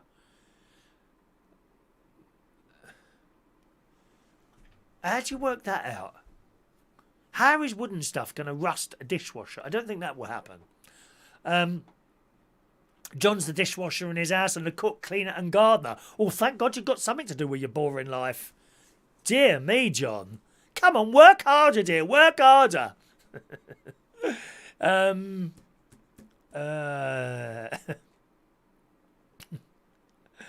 right, Ron, I'm surprised our money is worth anything at all. Yeah, you've got a big problem with that virus over there at the moment, haven't you, Ron? And that's not to be made fun of at all. I think it's dreadful what's going on there. They're talking about possibly getting 100,000 infections a day in America. It's way out of control there. Dreadful, dreadful. I hope you get on top of that soon, my friend. All right. Do you like Family Fortunes? Of course, Bob Monkhouse is our leader. Bob Monkhouse is our leader, sadly no longer with us. The king ever of all game shows everywhere, boys and girls. Absolutely. Right, well, Family Fortunes in the Daily Mirror this morning is set to return with Gino D'Acampo replacing Vernon Kay as host. Well, thank God for that. I was never a fan of Vernon Kay. Very fake. Very fake. Beloved game shows, Family Fortunes is returning to our TV screens. And it's Gino D'Acampo. Now, he owns a restaurant where my friend who's no longer with us, Non-Irish Mary from Ireland, she was always in there for a meal in Camden Town, Gino D'Acampo's restaurant. Very good. Lovely pizzas, pasta, all that sort of thing. Oh, wonderful. Good, reasonable prices as well. Very comfortable, great service, everything in there. Gino D'Acampo's restaurant. The series ran from 1980 to 2002 and has presenters such as Bob Monkhouse. It says Rob Monkhouse. Again, yet another spelling mistake in the newspapers. That's like 3 in the last day, isn't it? These editors are crap now. They don't check the print, do they? Don't you think just the world gets worse and worse by the day? It does, doesn't it? Presenters such as Bob. Presenters such as Bob Monkhouse, Max Bygraves. My mum was a big fan of Max Bygraves. Yes. And a pink toothbrush and a pink toothbrush. Da da da da da da da. What other songs by Max Bygraves can you remember? Anything? And Les Dennis as well presented it. Vernon Kay was the most recent presenter for the classic show, but now he will be replaced by beloved TV chef Gino D'Acampo. Now, I'm not a fan of cookery programmes on the telly. However, I do quite like Gino. I think he's a real character, and that's what we need. We don't want someone bland. We don't want someone bland and boring. You know, like, I don't know, like Ben Shepherd. Boring. Boring and bland. And the little bloke who does Tenable. What's his name? It's crap. It's crap television. It really is. We want someone with character. And he is a character. There will be 2 upcoming celebrity specials. Oh, chop the celebrity specials, please. How many more programmes are we going to see Gemma Collins on? There'll be Gemma Collins. There'll be Mark Wright. All those non-people. Non-people. Anyway, they're trying to raise money for their chosen charities with a little help from their beloved family members. We want to see the family ones on there, please. New presenter Gino D'Acampo said of his new appointment, "I'm delighted that ITV have asked me to host that is bringing back family fortunes to the British public, following in the footsteps of some legendary presenters." Well, Les Dennis, yeah. Bob Monkhouse, certainly. Vernon Kay, I don't know about that. It's a much-loved show in the USA and around the world, and I cannot wait to get going and add more laughs to this format. The new series will consist of 10 hour-long episodes and is produced by Thames. Oh, hang on a minute. Thames. Let's get the jingle. Every time we say that word, we must have the Thames television jingle. Thank you very much.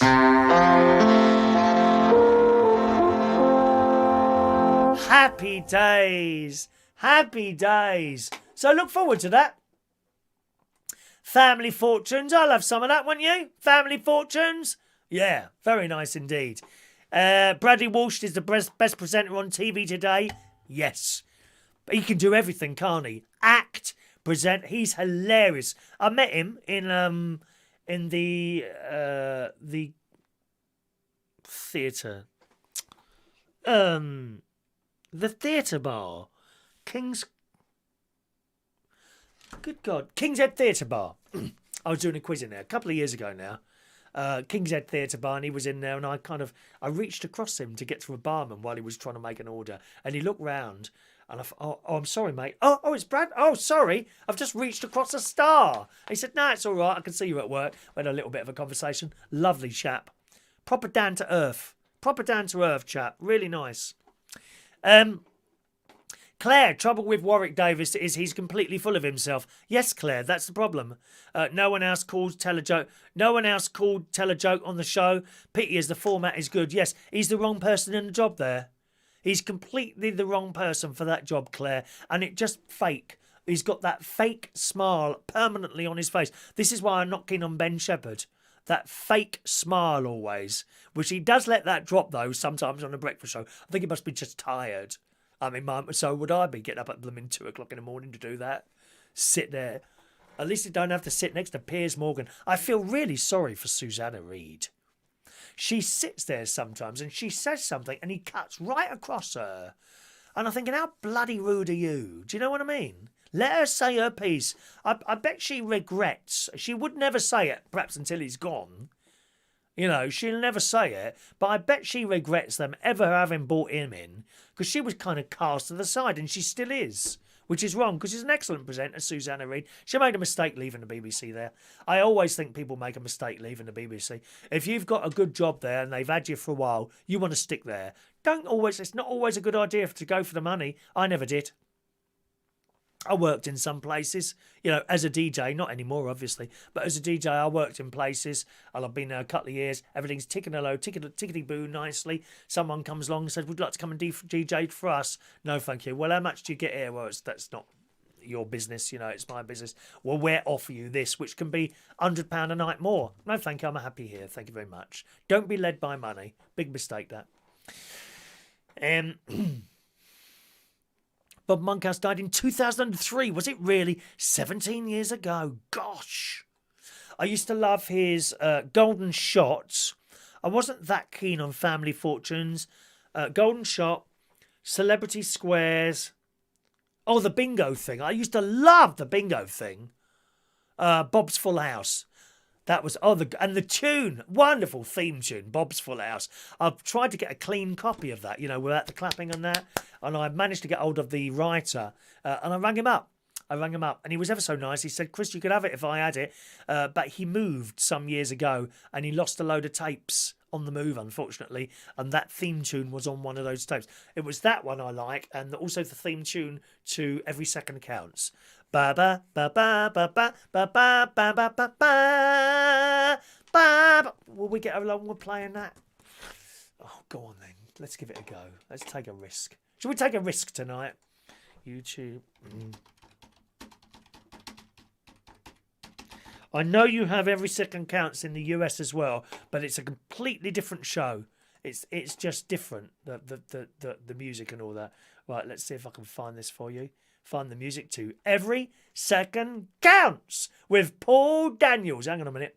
Let me go through the thing. Let's give this a go. What's the worst that can happen? A copyright strike. That's the worst. I don't think it's going to be copywritten anymore because it's so long ago. It's ages and ages ago, this is now. We'll do Every Second Counts, and then we'll do Bob's Full House. All right, have a listen to it. Great theme tune. And as I say, I tried to get this from the writer, but he's lost it. The only other place you'd get it from was the BBC, and they don't give anything away, I'm afraid, ever. You'd never get anything from them. Or maybe I should write to them and try. Do you reckon it's worth a try? Might be worth a try. Here we go. Every second counts, right? Here we go. Just a moment now. And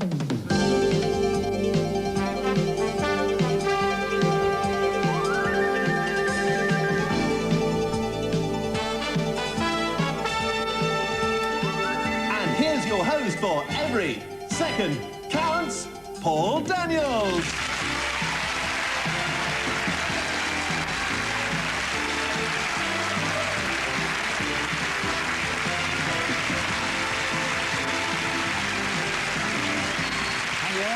Very nice. I love it. Do you want to hear the other one? It's very similar, actually. Bob's Full House tune. Oh, really risking it today, gang. Bob's Full House. Hang on, let's find that one. Again, excellent tune. Need to find the opening to it. Here we go. Here it is. There it is. Hang on a minute. Ready? Here comes the tune.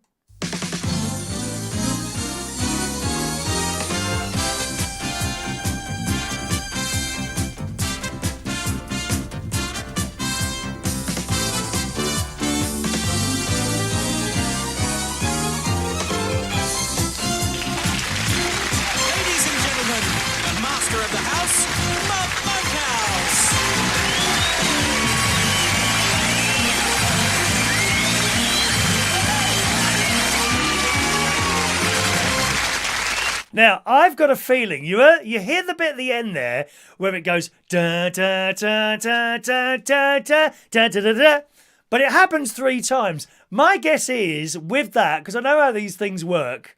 Right, have a listen to that little bit at the end again. Hang on. Wait for it. So you get the clapping, and then Bob comes through down the stairs. I reckon the original only did it once. Listen again, carefully listen. Here it is.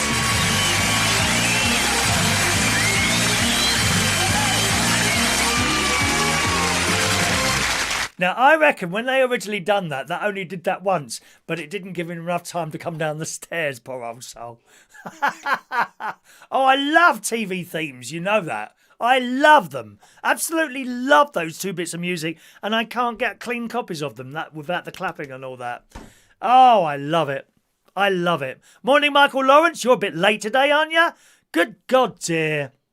So late. Mandy reckons I should ask. They can only say yes or no. You're probably right. Correct. Paul Daniels was the presenter of that one. Excellent.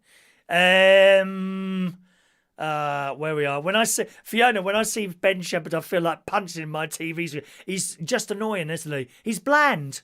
He's like so many of them on the telly. They're just so blooming bland. No excitement in them. At least you could say that with Piers Morgan. You know, he's not bland, is he? Not at all. I mean, if you was to compare Breakfast ITV and BBC Breakfast, you know, if you wanted to go for something that's a bit more exciting, you would go for the ITV one. The BBC one is very... But I like the people on the BBC.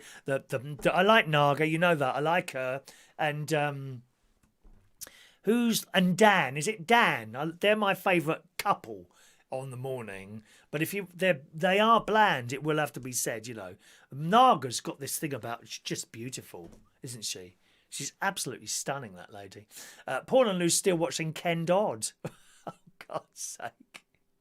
Thank you, Adam. I try to make the world a little better place. I do try, my darling.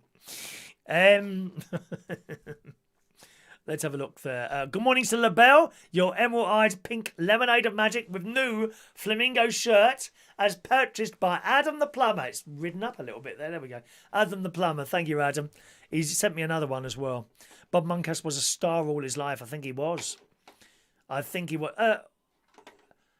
Who's on another stream, Gary? Is someone on another stream? Jason Hughes on another stream. What one? What one, please? What one, please? And I'll go in on there and make a comment. That's outrageous. Outrageous. Shocking and horrifying. Katie Price has kicked someone else out again. Oh, here we go. The revolving doors of Katie Price's house. In the Daily Mirror this morning. Katie Price and Al Worrell have unfollowed... Oh, wow. They've unfollowed each other on Instagram. How sad is that that's been made into a news story? They must be desperate, some of these newspapers. The news is Katie Price and Al Worrell, I've never heard of him, have unfollowed each other on Instagram after he moved out of her house. He must be a toy boy, surely. Is that him? Oh, yes. Yeah, I knew it. I knew what he would look like as soon as I saw it. Yeah, do you want to see? He's quite hot. He's not as hot as me, obviously. He's not bad. Yeah, apparently he's a dream boy. We're the dream boys. There you go. There she is. Here we are. Oh, yes. Oh, yes. There we are, darling. Look at that. There's Katie Price. I mean, look at him and look at her. Why would you want to go with that, eh? So he's got to be early 20s, surely, that one. Yes, I thought so. The former, that's what it says in the paper. It's not me. The former glamour girl, 42, moved the Dream Boys star, 23. I'm so glad that none of us judge on this channel. I really am about that. Moved the Dream Boys star, 23, into her rented house in Surrey. Oh, Christ, she's not... Oh, is she near you, Claire? Oh, my God, Claire's got Katie Price as a neighbour. Well, my whole thoughts about Surrey have just changed in that split second, Claire. The former glamour girl, 42, moved the Dream Boys star, 23, into her rented house in Surrey to keep her company during lockdown. Let's see where she lives. Can we find out where she lives? Where does Katie Price live? Let's see. Well, that says Sussex. No, that says Sussex. Oh, hang on a minute. There's another story here. It says she's living above a shop after moving out.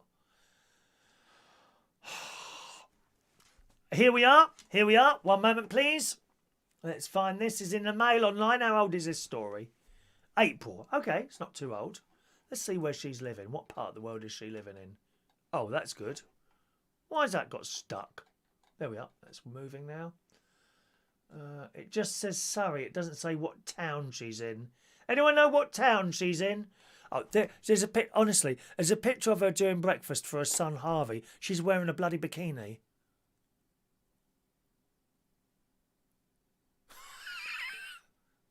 She's cooking the breakfast in a bikini. Oh, dear me. doesn't say where it is. It just says Surrey. Oh, I'm dying to know where that is. Oh, she's become Claire's new neighbour.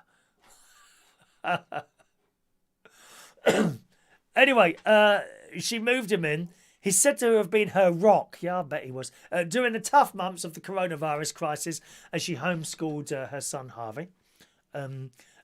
He moved out after the lockdown regulations eased, as Katie now feels confident enough to live alone. Isn't that awful? She's just moved him in for a bit of company. Oh, there's a better picture of him. Do you want to see the better picture? You do, don't you, girls? I know you do. Oh, yes, dear.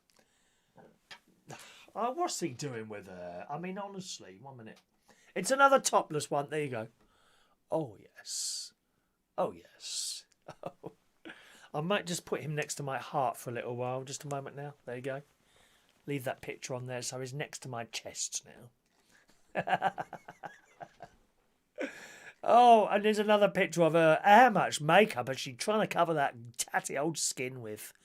Awful. Katie's rep previously... Katie's rep. What's that then?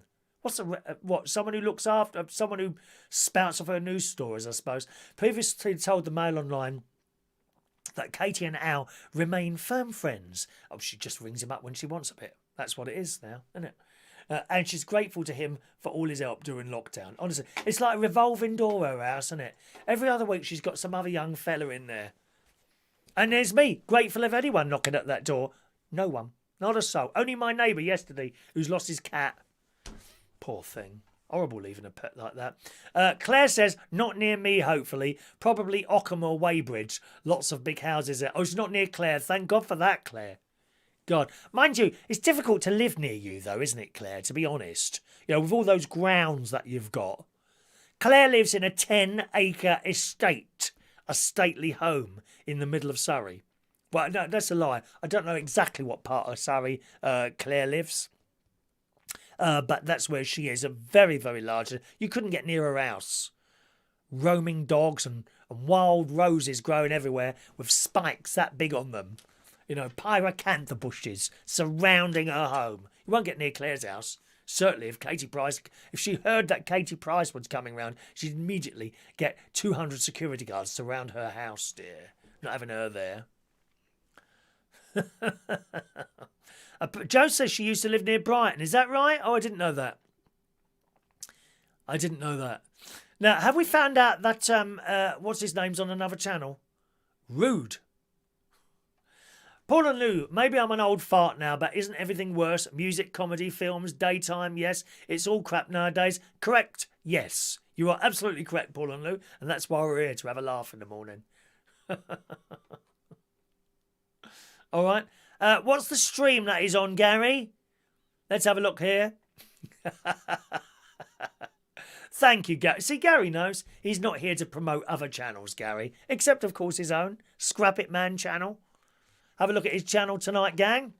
People have been sending him in little stickers and things to put on his sticker board. Let's leave that story out. We're getting a bit late now, aren't we? How about a 3D steak? A 3D printed steak in the Daily Star today. A vegan steak, it's called. The world's first 3D printed steak has been launched, and it's vegan. This year has been a worldwide so far. Who thought 2020 had anything left to give? Well, it does. Food trends are keeping up with the rapidly increasing popularity of veganism, as you well know. Veganism. They don't have anything to do with animals. Difference between vegetarians and vegans. I would eat honey. Vegans wouldn't eat honey. I might drink some milk or have some cheese. Vegans would not drink or have anything to do with dairy. They want nothing whatsoever to do with anything that is to do with eating or having something coming from an animal. That is a vegan. Vegetarian won't eat dead animals, but they still have milk. And to be honest, the dairy industry is can be pretty nasty. Seriously. You know, I mean, it really can. It says in the start, now there's a totally vegan produced steak. Again, another misspelling. Now there's a totally vegan products steak. What sort of English is that? which is 3D printed to look, taste and have the texture of meat. It even has fat marbling inside. Now, I must admit, one of the Quorn products I really didn't like was a Quorn... what was it? A Quorn beef thing. I can't remember. It's not the steaks they do, the thin steak. This was quite a thick thing, and I cooked it. It was vile. It was absolutely vile. They put something in it to make it taste like that. It had fat in it. You know, that taste of fat, and it was vile. You know, I eat quite a lot of Quorn things. Some things that didn't really work for me were the Quorn lasagna. That wasn't too good.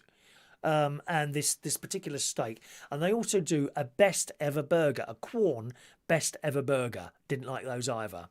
But I do like quite a lot of their product, especially the Quorn sausages. I like those very much. I've run out, actually. The last bag of those I've got, they seem to have double bagged them. There was twice the amount of sausages in the bag. God knows how they got them. I thought that feels a bit big. And instead of having 8, there was something like 16 in there. It says the entire thing is designed to recreate the muscle structure of a beef steak. It's also high in protein while having 0 cholesterol.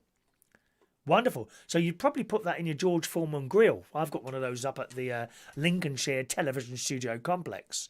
And you put Quorn products in there, turn it on, I don't know, 20 minutes or something like that, right? And when you finish cooking it, there's no fat. As in, no fat. Not so much as a drop. It's dry. Very, very. There's no fat in this stuff. The company worked with leading butchers, chefs, food technologists and taste experts to create the product, reports the Metro. And it does look... to be honest, it doesn't. It doesn't look like steak. I'll show you a picture. It looks like something that's been made to look like steak. There you go. That does not look like steak to me, does it? You? It doesn't look like beef, does it? They've tried. I see what they've done, but it doesn't really look like it. Anyway, so that's the new vegan steak. Does it say where it's come from? 3D printed. It says to make a meatless steak that resembles the muscle of an animal requires the use of a special 3D printer. Until now, nobody has seen this kind of printer, and we developed it in the past 2 years. So interesting. Vegan fake meat products have become increasingly popular in the UK supermarkets. Tesco's Plant Chief range to the Moving Mountains burger. Number of vegans increased from 150,000 in 2006 to 600,000 in 2018. So it's growing. People are getting more and more into this sort of stuff, aren't they? Don't think it looks that nice, to be honest. Fiona likes a piece of rump. I expect you to, Fiona, my love. Ron-eye vegans and their biodegradable underwear and the whole wheat toilet seats. Whole wheat toilet seats. What are they? That's a new one. Whole wheat toilet seat. Let me have a look. Whole wheat toilet seat. Is that something you've made up? Oh, yes, I see what you mean now.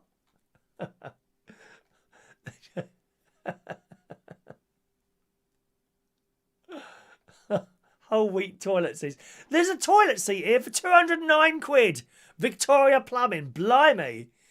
Wow, that's a lot of money, isn't it? Okay, gang.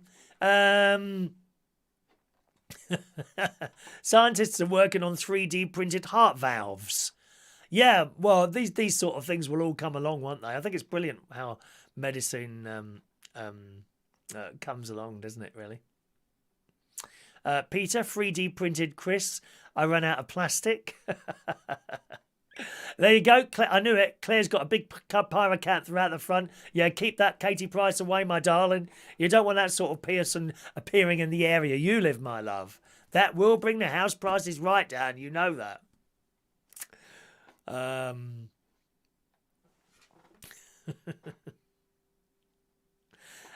Parkness has got a good idea. Had to stop smoking in bed, buy a waterbed and fill it with petrol. Very good. John Parrish, don't worry. I heard Warwick Davis has a short contract. Oh, that's just so rude, John. We like it. Okay, get ready, gang. Start asking for your raffle tickets. And I'll do those straight after this one more story in the Daily Star today. Watch out for rats. They're coming up the toilet pipes. I kid you not. It says in a Daily Star, some pest controllers reckon they've seen an 80% increase in the number of rat call-outs compared to last year, with hordes of bloodthirsty rodents scaling toilet pipes and burrowing under foundations. Hyper-aggressive cannibal rats are invading British homes by crawling up toilet pipes, a top pest controller has warned. Keep your toilet door closed, that's what I say. Absolutely. Except because once they're in the house, difficult to find, I would imagine. Keep that toilet door closed.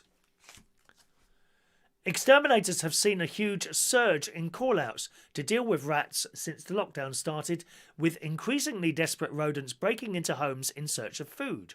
They used to gorge on discarded takeaway cartons and restaurant waste, but mass closures have dried up their food supply. Pest controller Mike Flynn believes rats have adapted their behaviours to survive as they scrabble for food while restaurants remain silent. Of course, because a lot of these restaurants, they just chuck the stuff out, maybe in a neat pile somewhere, but then the rats get in and start nibbling away at stuff. Well, they can't find anything, can they? Awful. He says there's definitely been a change in behaviour with the rats after lockdown. You see, once they found another way, previously people would throw their takeaway cartons on the road in car parks, but not people at home anymore. Yes, disgusting people dropping their rubbish everywhere, which we've seen on the beaches recently, haven't we? The rats are getting more brazen and desperate and are heading into people's houses. There's also been a rise in cannibalistic rats. I caught one in a trap the other day, and when we went back, it was just there, the bare bones. Another rat had eaten its own rat. We know they are more opportunistic and brave. We know they are more opportunistic and braver at the moment, which explains why we were seeing them more in the day. Usually, they quietly move around at night. If there's a fault in the structure of your home, they may well head into your home. If there's a break in the sewer system, they can get in your drains. Rats can also dig 2 feet a day. Watch out for the rats, boys and girls. They're coming up your toilets. Look down before you sit down. That's what I would recommend, especially if you're in Australia, as Michael Pollan will tell you. All right. Shania's been to the doctors and we're still on. Of course, Shania. I'm sure the 3-hour song is... I'm sure the 3-hour show is coming very soon, Shania. Now, where's my pen? Okie doke. Let's do today's raffle tickets. Where are we? Maureen, 502. This week's raffle tickets. Are we on blue? We're blue tickets, isn't it? Yeah, blue. 502 for Maureen. John Aitken, 503. Mick Davenport, 504. Paul and Lou, 505. Michael Lawrence, 506. Remember, if you're going to ask for a ticket, say ticket. Don't put like a funny comment and thinking that'll get you a ticket, because I'll just skip straight over it. I want to see the word ticket in there somewhere. All right, my love. Joe Woodruff, 507. Shania, have you got your pen? Have you got your pen, Shania? Diane, 508. Rachel, 509. Hello, Barry. Evening, Barry. Barry Sedgbeer, 510.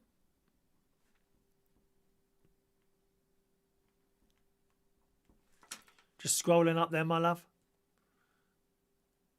Jason Hughes, 511. Ross Herndon, 512. Daniel, 513. Fiona, talking to Barry there. Simon Steele, 514.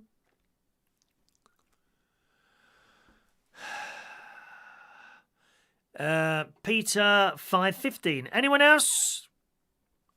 Anyone else want a raffle ticket? Please speak now, or forever hold thy tongue, my love. Just put ticket, please, up there in the chat box, and I'll sort that out for you. We've done Peter. Claire 516. Claire L 516. Anyone else? If you've applied by email, of course, I shall find that for you. Okay, I'll sort that out after the show, my loves. Let's do today's birthdays while you're just seeing anyone else who wants to apply for a raffle ticket today or ask for a raffle ticket. There's only 3 birthdays today. Happy birthday on this Thursday. We're Thursday now. Thursday, the 2nd of July, 2020. Happy birthday to Julie McKenzie, a young 35 years old today. Happy birthday, Julie. All right. Dow Payne is 55 years old today. Happy birthday, Dow. And Henry O'Donovan today is 58 years old. Happy birthday to all 3 of you.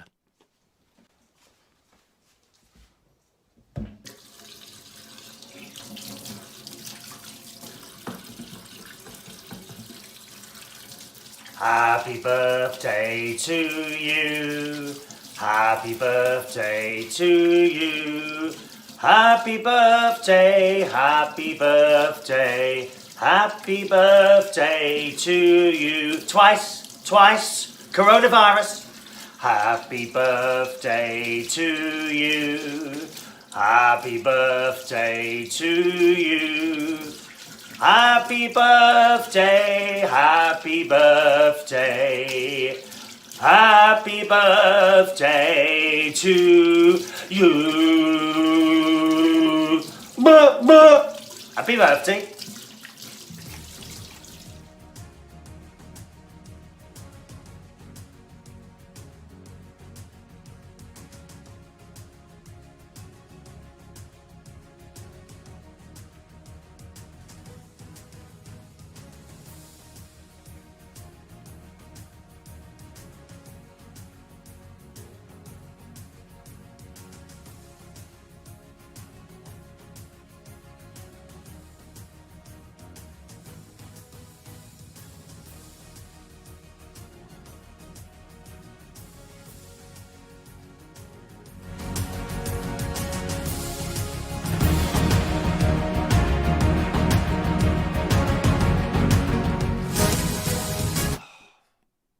One day, I will. Do you know? I think I'm going to stop pushing that button because I forget the blooming. But there's a button here. Right, when I push, and I use that to cough. I use it to cough or something like that. You see, that's what I use it for. And I have a good cough. Whenever you see me disappear from the screen, I usually having a cough or a throat clearing. And there's a button there. There's a little button there and I push it. And every couple of days, I forget to push it back again when I come back onto it. So I'm sorry about that. What was I saying there? Yes, that last ticket there, 515 was for Peter Paliwoda. And Fiona Hunt, you got ticket number 517. 517. Let's try again and say goodbye again. So we've done all the tickets there. Haven't missed anyone else out, have we? Excellent. Okay. There we go then. Thanks so much for joining us on the show today, gang. I shall see you again tomorrow at the same time. Enjoy your day and thanks very much for watching and listening. Cheerio.